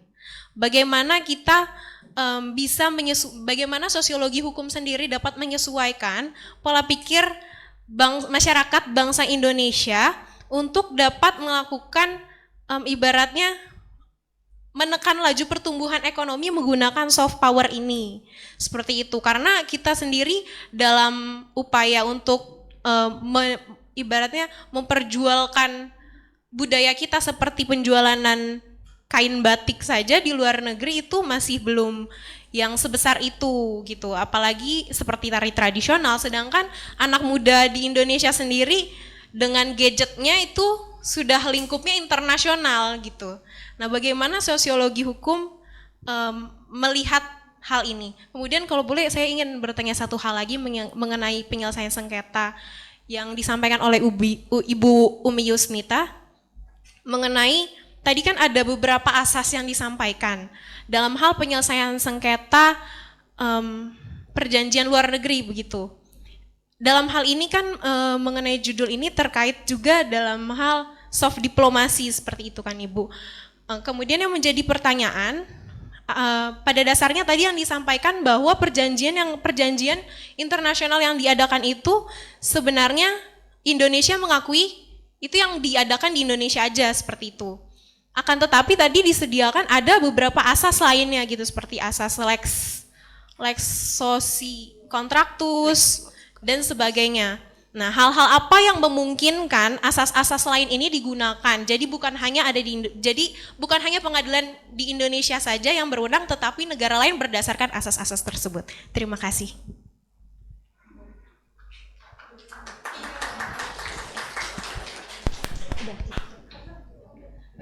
Tadi ada Jessica dua pertanyaan. pertanyaan jadi sudah ditambah 1 jadi 3, nanti mbaknya di sesi kedua ya. Saya persilakan untuk narasumber ya untuk menjawab tadi. Pertama Fransiskus ini global ya, untuk siapa yang menjawab untuk narasumber, silakan. Masuk silakan. Saya, iya siap Bu. Oke, izin menjawab ya. Jadi sebenarnya antara Frans sama Jessica nih pertanyaannya berkesinambungan tentang sebenarnya bagaimana sih kedudukan Indonesia ketika diperhadapkan dengan hubungan-hubungan yang sekarang sifatnya sudah lintas negara. Kalau dari Frans yang saya tangkap pertanyaannya sebenarnya Indonesia bisa menyamakan nggak sih kedudukannya, atau kita juga bisa menyamakan nggak? Kenapa hanya Korea saja yang digunakan sebagai brand ambassador? Kenapa Indonesia nggak punya brand ambassador gitu? Dan itu dikenal secara dunia internasional. Kalau nggak salah ada pertanyaan ke situ. Sedangkan kalau Jessica tadi pertanyaannya adalah, kok kalau saya ngelihatnya gini Jess, pertanyaanmu itu sebenarnya nanya Indonesia itu komoditasnya apa sih? Bukan. Atau dalam arti sebenarnya kalau kamu bilang kalau Amerika kan punya kelebihannya dari negara adikuasanya. Lalu kayak misalnya Korea kamu lihat dari soft powernya atau dia jualannya terhadap akhirnya budaya dia gitu-gitu ya. Nah kalau Indonesia itu bagaimana gitu dan menyikapi dengan perkembangan hubungan yang semakin berkembang secara lintas negara, Indonesia tuh harusnya ngapain gitu ya? Oke, saya coba jawab ya. Pertama saya ngomong dari sosiologi dulu. Satu ya, ini sih dasar banget. Sosiologi itu sebenarnya tidak pernah mengemukakan solusi. Karena sosiologi itu mengemukakan suatu gambaran, dan sosiologi terhadap hukum itu merupakan bentuk dari ilmu bantu yang mempertajam kepada analisa. Itu dulu tentang sosiologi. Nah oke, tadi teman-teman sudah berikan gambarannya. Sekarang tapi juga kemanfaatan sosiologi ini terhadap hukum, bahwa dia bisa menilai hukum ini efektivitasnya bagaimana sih, satu. Kedua, apakah betul dapat diimplementasikan di masyarakat gitu ya. Oke, saya coba jawab gini. Kalau bisa dikatakan ini pendapat pribadi saya, melihat kepada arah kebijakan perekonomian Indonesia saat ini dengan modal membandingkan arah kebijakan ekonomi dari masa ke masa, setidaknya semenjak Indonesia merdeka.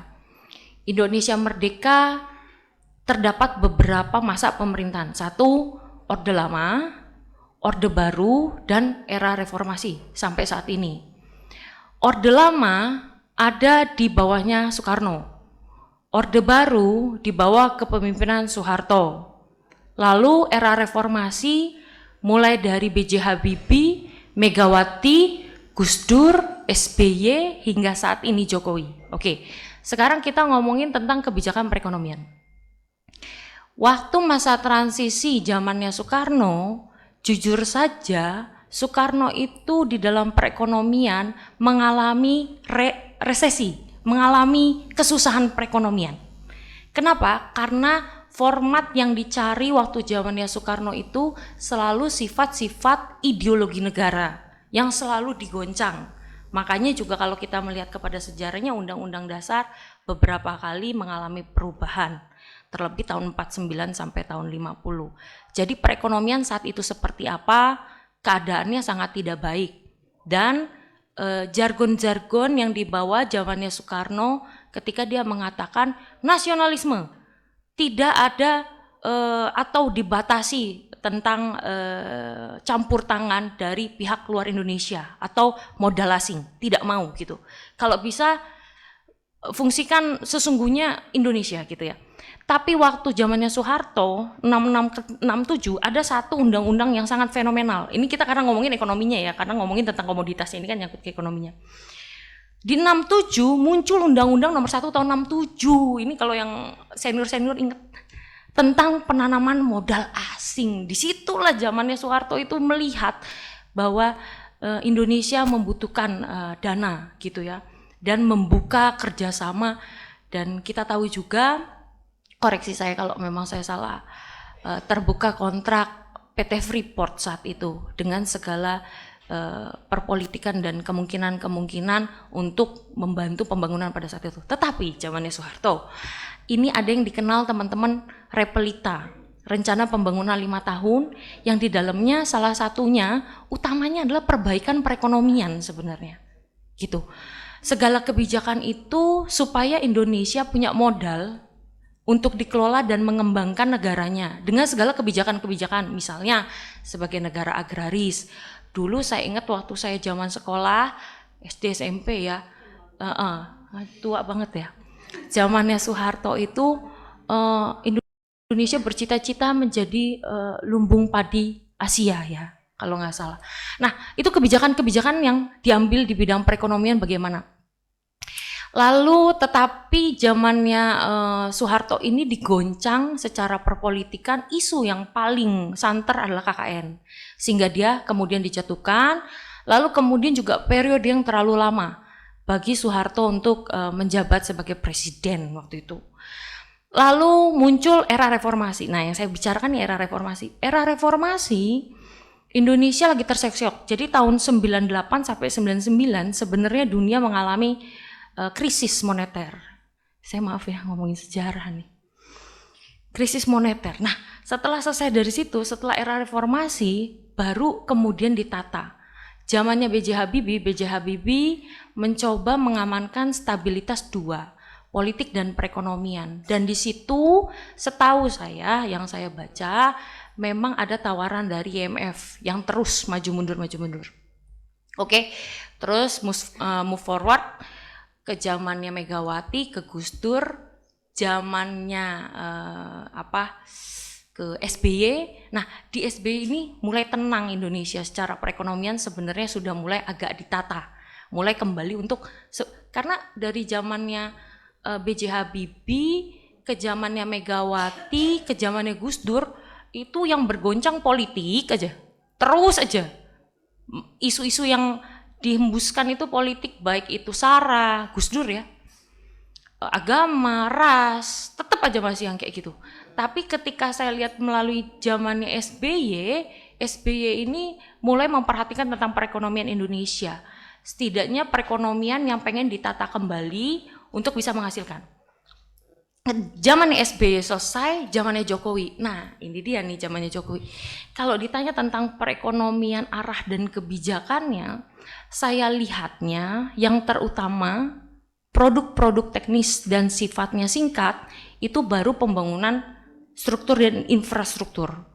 Tetapi sebenarnya untuk tujuan goal perekonomiannya, saya merasa, ya mohon maaf nih, mungkin nanti yang dosen senior juga bisa tambahkan, kok goal perekonomiannya zamannya Jokowi beda ya sama zamannya Soeharto. Kalau Soeharto clear dia bahwa kita adalah negara agraris, kita negara Katulistiwa, kita memiliki tanah yang subur, mari manfaatkan komoditas kita di bidang pertanian, perkebunan, kita bisa ekspor beras, makanya dibilang waktu itu jadi lumbung padinya Asia gitu. Tapi saat ini kan kita import, beras import, cabai import.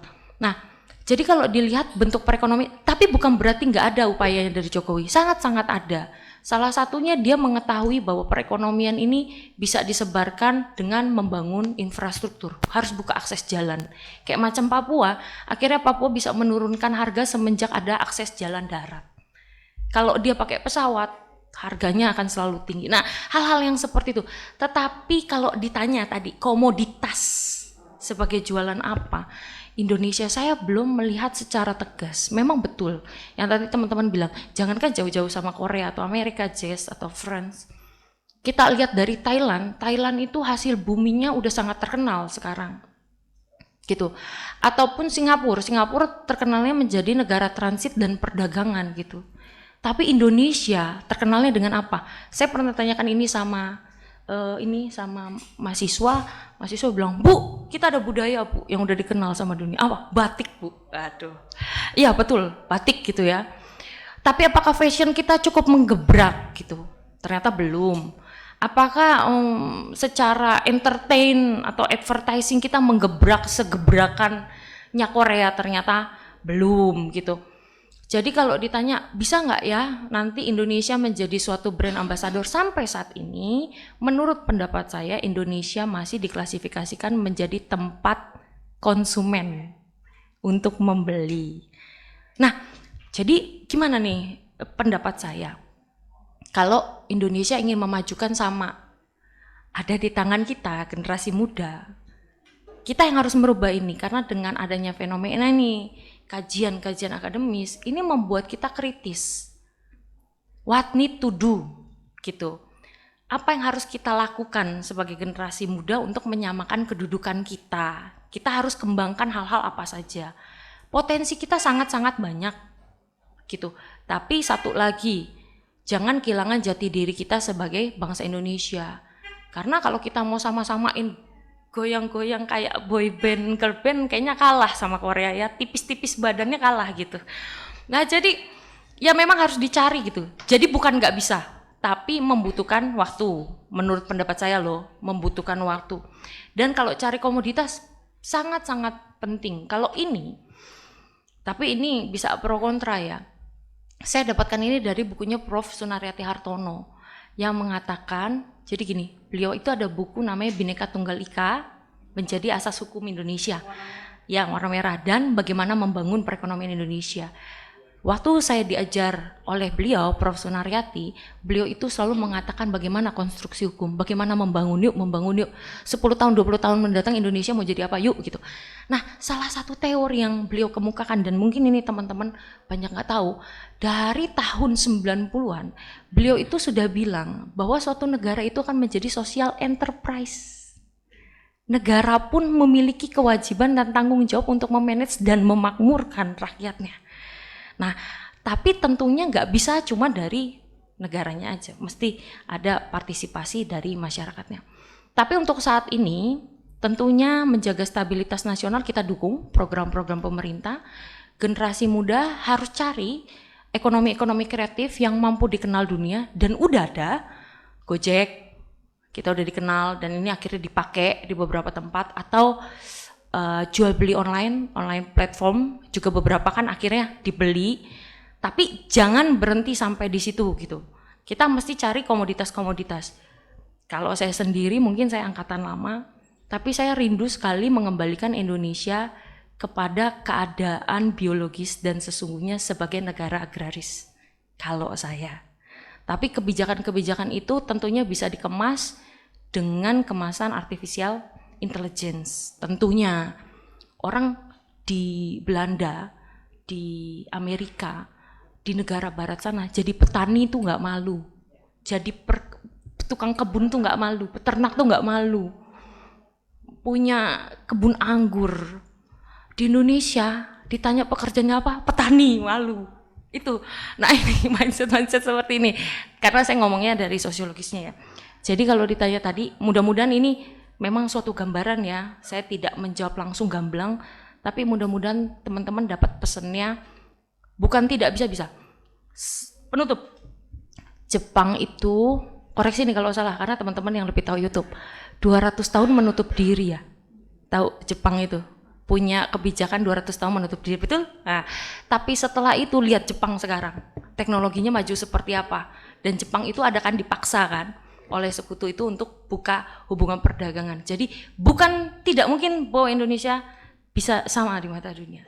Dan kita harus salah satunya fenomena sosialnya, yuk dari sistem pendidikan kita yuk.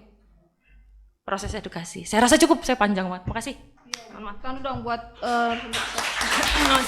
penjelasannya ya, kita belajar sejarah, kemudian ya apa Pak, jadi membuka brainstorming kita juga ya, mengingatkan kembali. Sebenarnya Indonesia bisa seperti Korea dengan kreativitas, mungkin dengan pengusaha-pengusaha muda jangan takut membuka usaha mulai modal kecil. Aduh nggak percaya diri nih, aduh gimana nih ya kan? Dengan modal kecil inovatif, apalagi sekarang udah banyak platform ya, kayak TikTok udah bisa jualan. Saya itu sudah banyak banget teman-teman menyarankan buat curhat hukum di TikTok, tapi saya nggak pede. Ini saya dibalik lagi karena apa? Ini kan platform juga nih untuk menaikkannya. Mas saya bilang saya nggak pede. Akhirnya apa? Teman-teman di sini ada nggak punya TikTok atau jualan online? Ada nggak? Kenapa nggak membuka peluang itu? Misalnya dengan jualan. Misalnya ada live-nya juga kan, bisa jual produk. Kenapa? Rata-rata nggak percaya diri. Percaya diri nggak? Malu-malu depan kamera. Oke ya, itu salah satunya lah nanti misalnya biar apa dari sosiologi hukumnya ya Kak ya. Bisa sih Indonesia ya mengarah ke sana gitu kan. Kemudian ada pertanyaan lagi Jessica, bagaimana nih terkait asas yang bisa diterapkan di dalam perdata internasional? Mungkin Ibu Umi silakan. Baik, pertanyaan dari Jessica Priscilia ya. Hal-hal apa yang memungkinkan supaya asas-asas perjanjian ya perdata internasional tadi bisa diterapkan? Yang bukan memungkinkan saja, tapi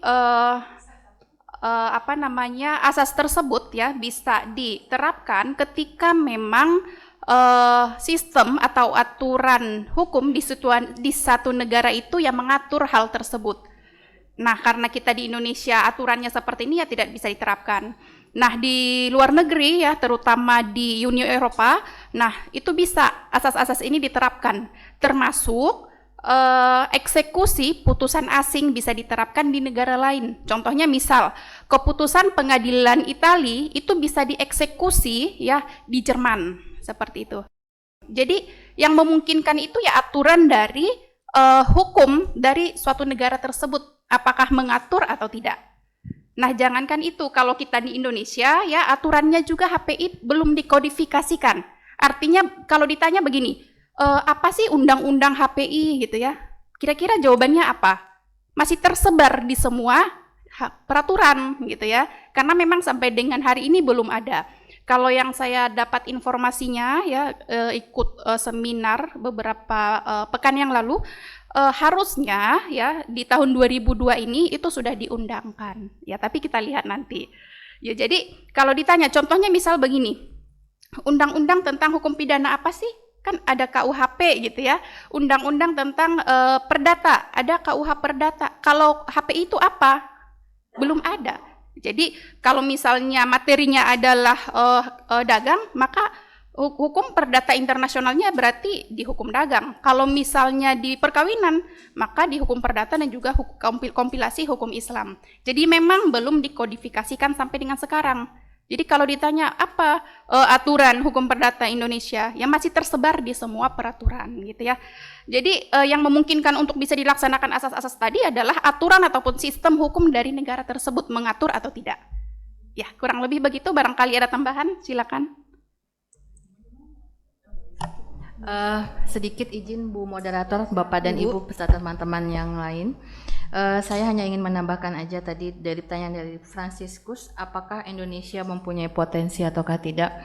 Kalau pertanyaannya apakah Indonesia punya potensi atau tidak, saya yakin Indonesia punya.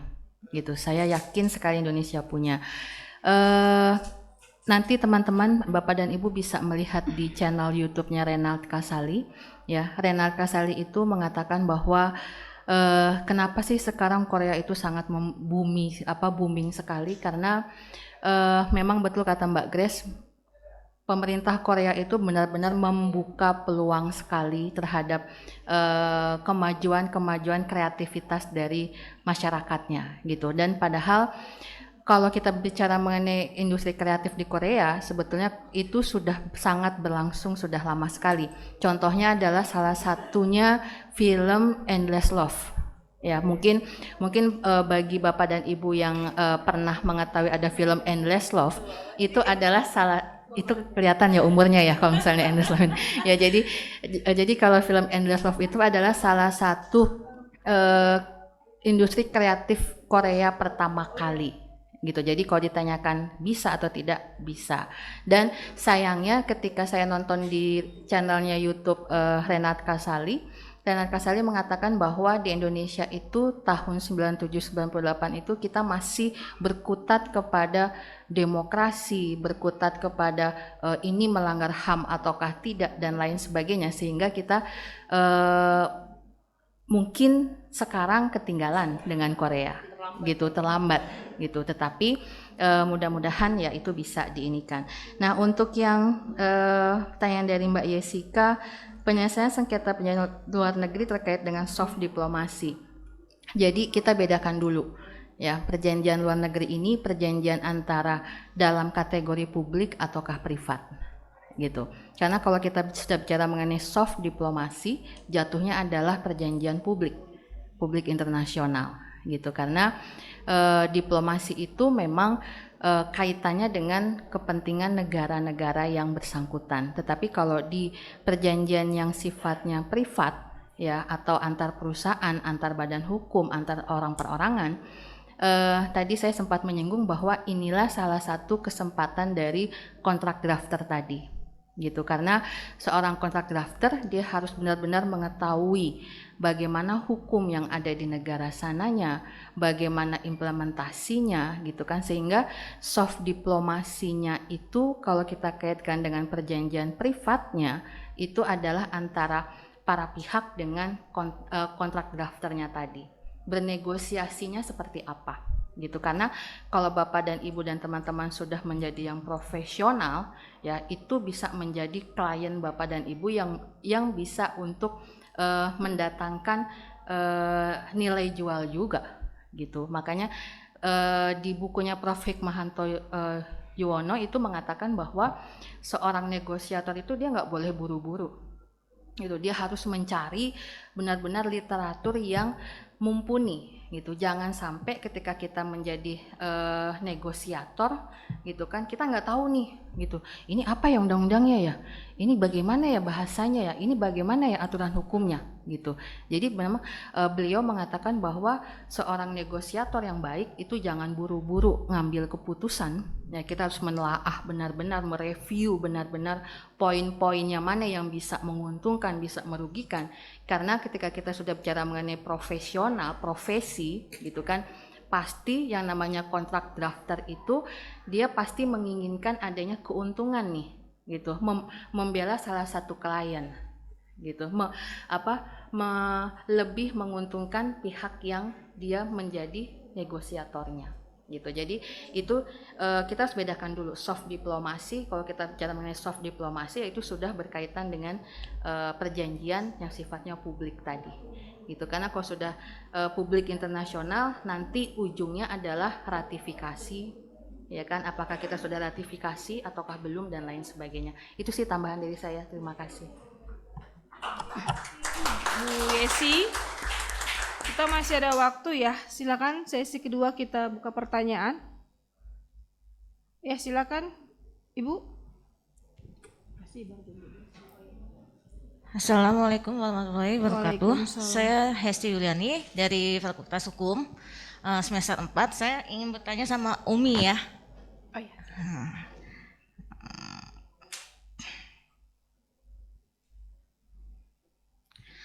Apakah dibolehkan dalam suatu perjanjian disepakati dua forum arti bahasa untuk menyelesaikan suatu sengketa? Misalkan dalam suatu pasal menyebutkan bani yang berwenang apabila ada kesepakatan tertulis dari kedua belah pihak, dan pasal selanjutnya menyebutkan isi pasal yang berwenang apabila tidak ada kesepakatan secara tertulis dari kedua belah pihak. Terima kasih. Di kontraknya tapi ada ya? Iya. Iya. Di kontraknya itu ada penyelesaiannya bani. Iya, bani. Bani. Terima kasih. Ya, terima kasih Ibu Hesti. Kemudian penanya kedua di sesi kedua, silakan. Ada yang ingin bertanya? Sembari kita menunggu, mungkin Ibu Umi, Bentar. atau narasumber, ya. Bu Yesi, Bu Grace.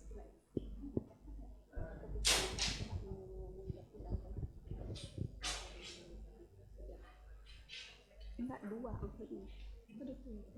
arbitrase sekaligus dalam boleh. Jadi pertanyaan Mbak Hesti, ketika ada suatu perjanjian, dalam perjanjian itu diuraikan atau dalam klausulnya penyelesaiannya di bani. Nah, ya, gitu Ibu ya. Kemudian apa lagi yang ditanyakan? Isi-isi. ICC apa isi? ICC, Oh, ICC, ya. ya. ICC itu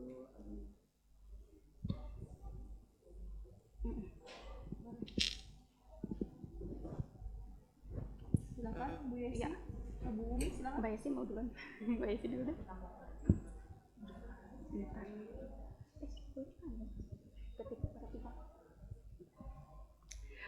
Baik, dari Mbak Hesti ya. Apakah boleh menggunakan dua choice of forum gitu ya di dalam satu kontrak? Pada dasarnya boleh gitu ya, karena kan kontrak itu biasanya lebih kepada kesepakatan para pihak. Ketika memang para pihak menyepakati dan sudah tertulis di dalam kontrak, ya maka boleh-boleh saja gitu ya. Jadi bisa ya pilihan Bisa. hukumnya ya. Hingga nanti dilihat ketika itu atau berselisih di negara tersebut atau di misal di Korea, maka diselesaikan di Korea. Kemudian ketika ICC dan BANI gitu ya. Dan BANI Jadi sudah ya. disebutkan apakah boleh dua forum tersebut. ya. Ketika memang para pihak sudah menuliskan di dalam kontrak, ya pada dasarnya boleh-boleh saja, karena namanya kontrak itu kan lebih kepada kesepakatan para pihak gitu ya. Bisa. Ya bersyukur kalau dia teruraikan dua ya, padanya prakteknya bisa satu. Terus bingung nih pilih mana nih kan? Mungkin Ibu Yesi ingin menambahkan? Ibu Retno ingin menambahkan? Cukup Bu? Oke. Ada audiens yang ingin bertanya kembali? Aduh sepertinya ini udah lapar nih. Baiklah ya, karena tidak ada penanya yang ingin bertanya lagi. Saya ingin mengucapkan terima kasih kepada ketiga narasumber yang telah bisa meluangkan waktu untuk sharing ilmu pengalaman sehingga kita mendapatkan pembahasan yang luar biasa. Mudah-mudahan paparan materi dari ketiga narasumber ini bermanfaat untuk kita di dalam mengimplementasikan dan mengurangi resiko hukum ketika kita bermitra atau bekerja sama dengan negara lain ya. Sebelum mengakhiri seminar ini, saya ingin ketiga narasumber mengeluarkan quotes dulu nih, note.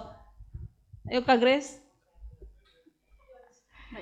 Harus quotes dulu. Karena saya tadi udah janjian, makanya saya sudah mempersiapkan. Kalau yang dua mungkin belum. Okay, globalization is a fact of life and it's fragile, so we need legal framework to accommodate. Artinya globalisasi adalah fakta dari kehidupan, kita gak bisa tolak, dan globalisasi itu memiliki sifat yang rentan. Jadi kita memerlukan suatu bingkai hukum untuk dapat mengakomodasi. Saya rasa itu aja dari saya. Terima kasih Ibu Grace. Tepuk tangan dulu dong buat Ibu Grace. Ibu Yesi, kasih notes dulu Bu. Nah ini dia yang saya bingung ya kan. Saya nggak bisa berkata-kata ya kan. Pokoknya saya tindakan lah ya kan. Kalau bilang sarang heo ya sarang heo gitu ya. Jadi saya agak-agak bingung. Jadi intinya karena tadi saya sempat membahas bahwa perjanjian di dalam perjanjian itu pas ada aturan mengenai moral dan etika. Saya berpesan kepada diri saya sendiri beserta teman-teman bahwa apapun profesi kita, apapun nantinya kita mau ke depannya mau seperti apa. Kalau di agama saya, agama Islam, dahulukan adab, ya dahulukan etikanya, baru ilmunya. Terima kasih. Maaf kok nggak bisa ngomong apa. Oke, terima kasih Bu Yesi. Bu Umi, silakan notesnya Bu. Atau Kalau bisa, ya. Saya sebenarnya belum mempersiapkan ya, tapi secara umum karena tadi yang disampaikan Bu Grace bahwa memang globalisasi ini tidak bisa dihindari, sehingga ya kita harus lebih cermat, terutama misalnya ketika memang ada tadi interaksi yang terjadi melewati batas negara gitu ya. Secara hukumnya harus lebih cermat. Ya barangkali itu saja. Terima kasih. Terima kasih, Assalamualaikum Bu warahmatullahi Mi. wabarakatuh. Oke baik, jangan buru-buru dulu kita, baru jam berapa ya? Jadi kami juga mengucapkan terima kasih kepada seluruh panitia, kemudian para pimpinan, dosen Fakultas Hukum yang hadir, teman-teman mahasiswa sebagai audiens, kemudian kepada Pak Dimas selaku MC, kepada para panitia, kameramen dan IT, terima kasih juga kepada panitia konsumsi juga terima kasih. Terlebih lagi terima kasih kepada Fakultas Hukum yang sudah mensupport kegiatan ini. Terima kasih dulu besar-besarnya Fakultas Hukum. Oke, saya kembalikan ke Pak Dimas selaku MC. Terima kasih. Oke, terima kasih Bu Moderator. Acara selanjutnya jangan kemana-mana dulu. Penyerahan plakat penghargaan kepada para narasumber diberikan oleh Ketua Pelaksana. Silakan Ibu Dr. Retno. Mungkin di sini ya? Mungkin di sini ya biar enak difoto ya? Touch up Ya, dulu, di touch sini. up.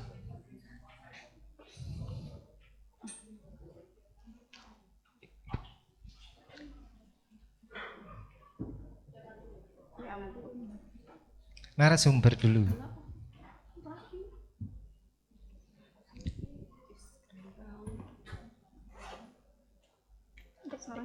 Sama-sama ya,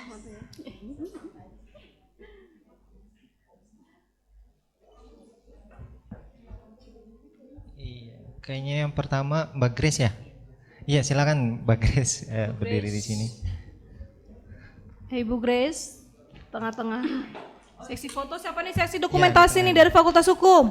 Tepuk tangan meriah dong buat Ibu Grace sama Ibu Retno.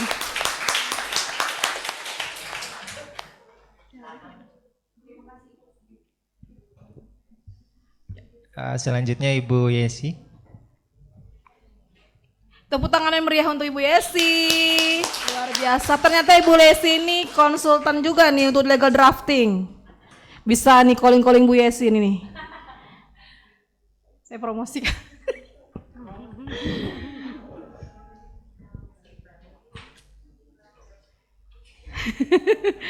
Kemudian narasumber ketiga, Ya, Ibu Umi. Iya, silakan Mbak Umi.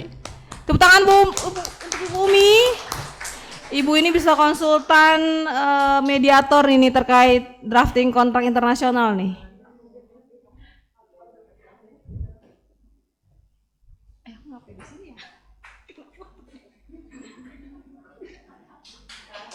Iya. Berikutnya ada penyerahan sertifikat penghargaan kepada Ibu Moderator Mbak Vera.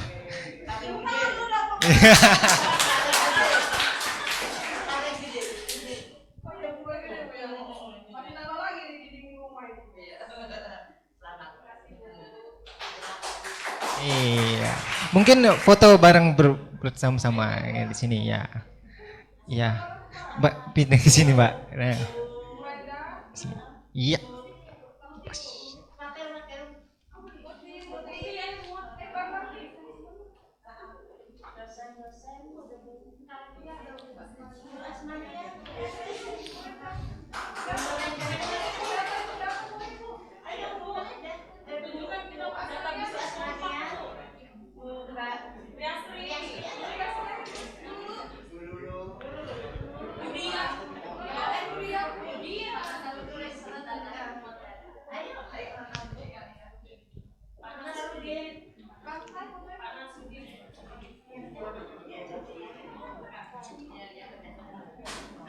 Mungkin agak ke tengah, agak geser sedikit. Iya.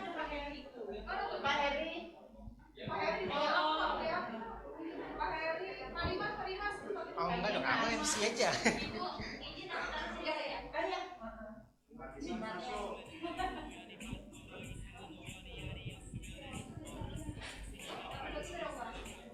Senyumnya mana senyumnya?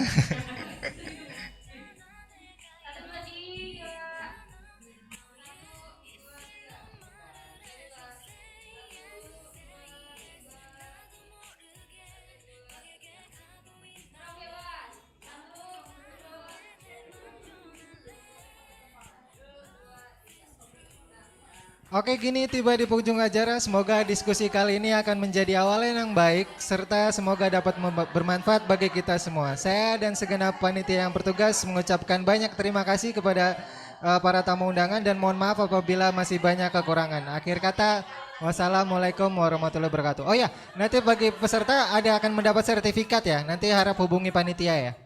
Oke, terima kasih banyak.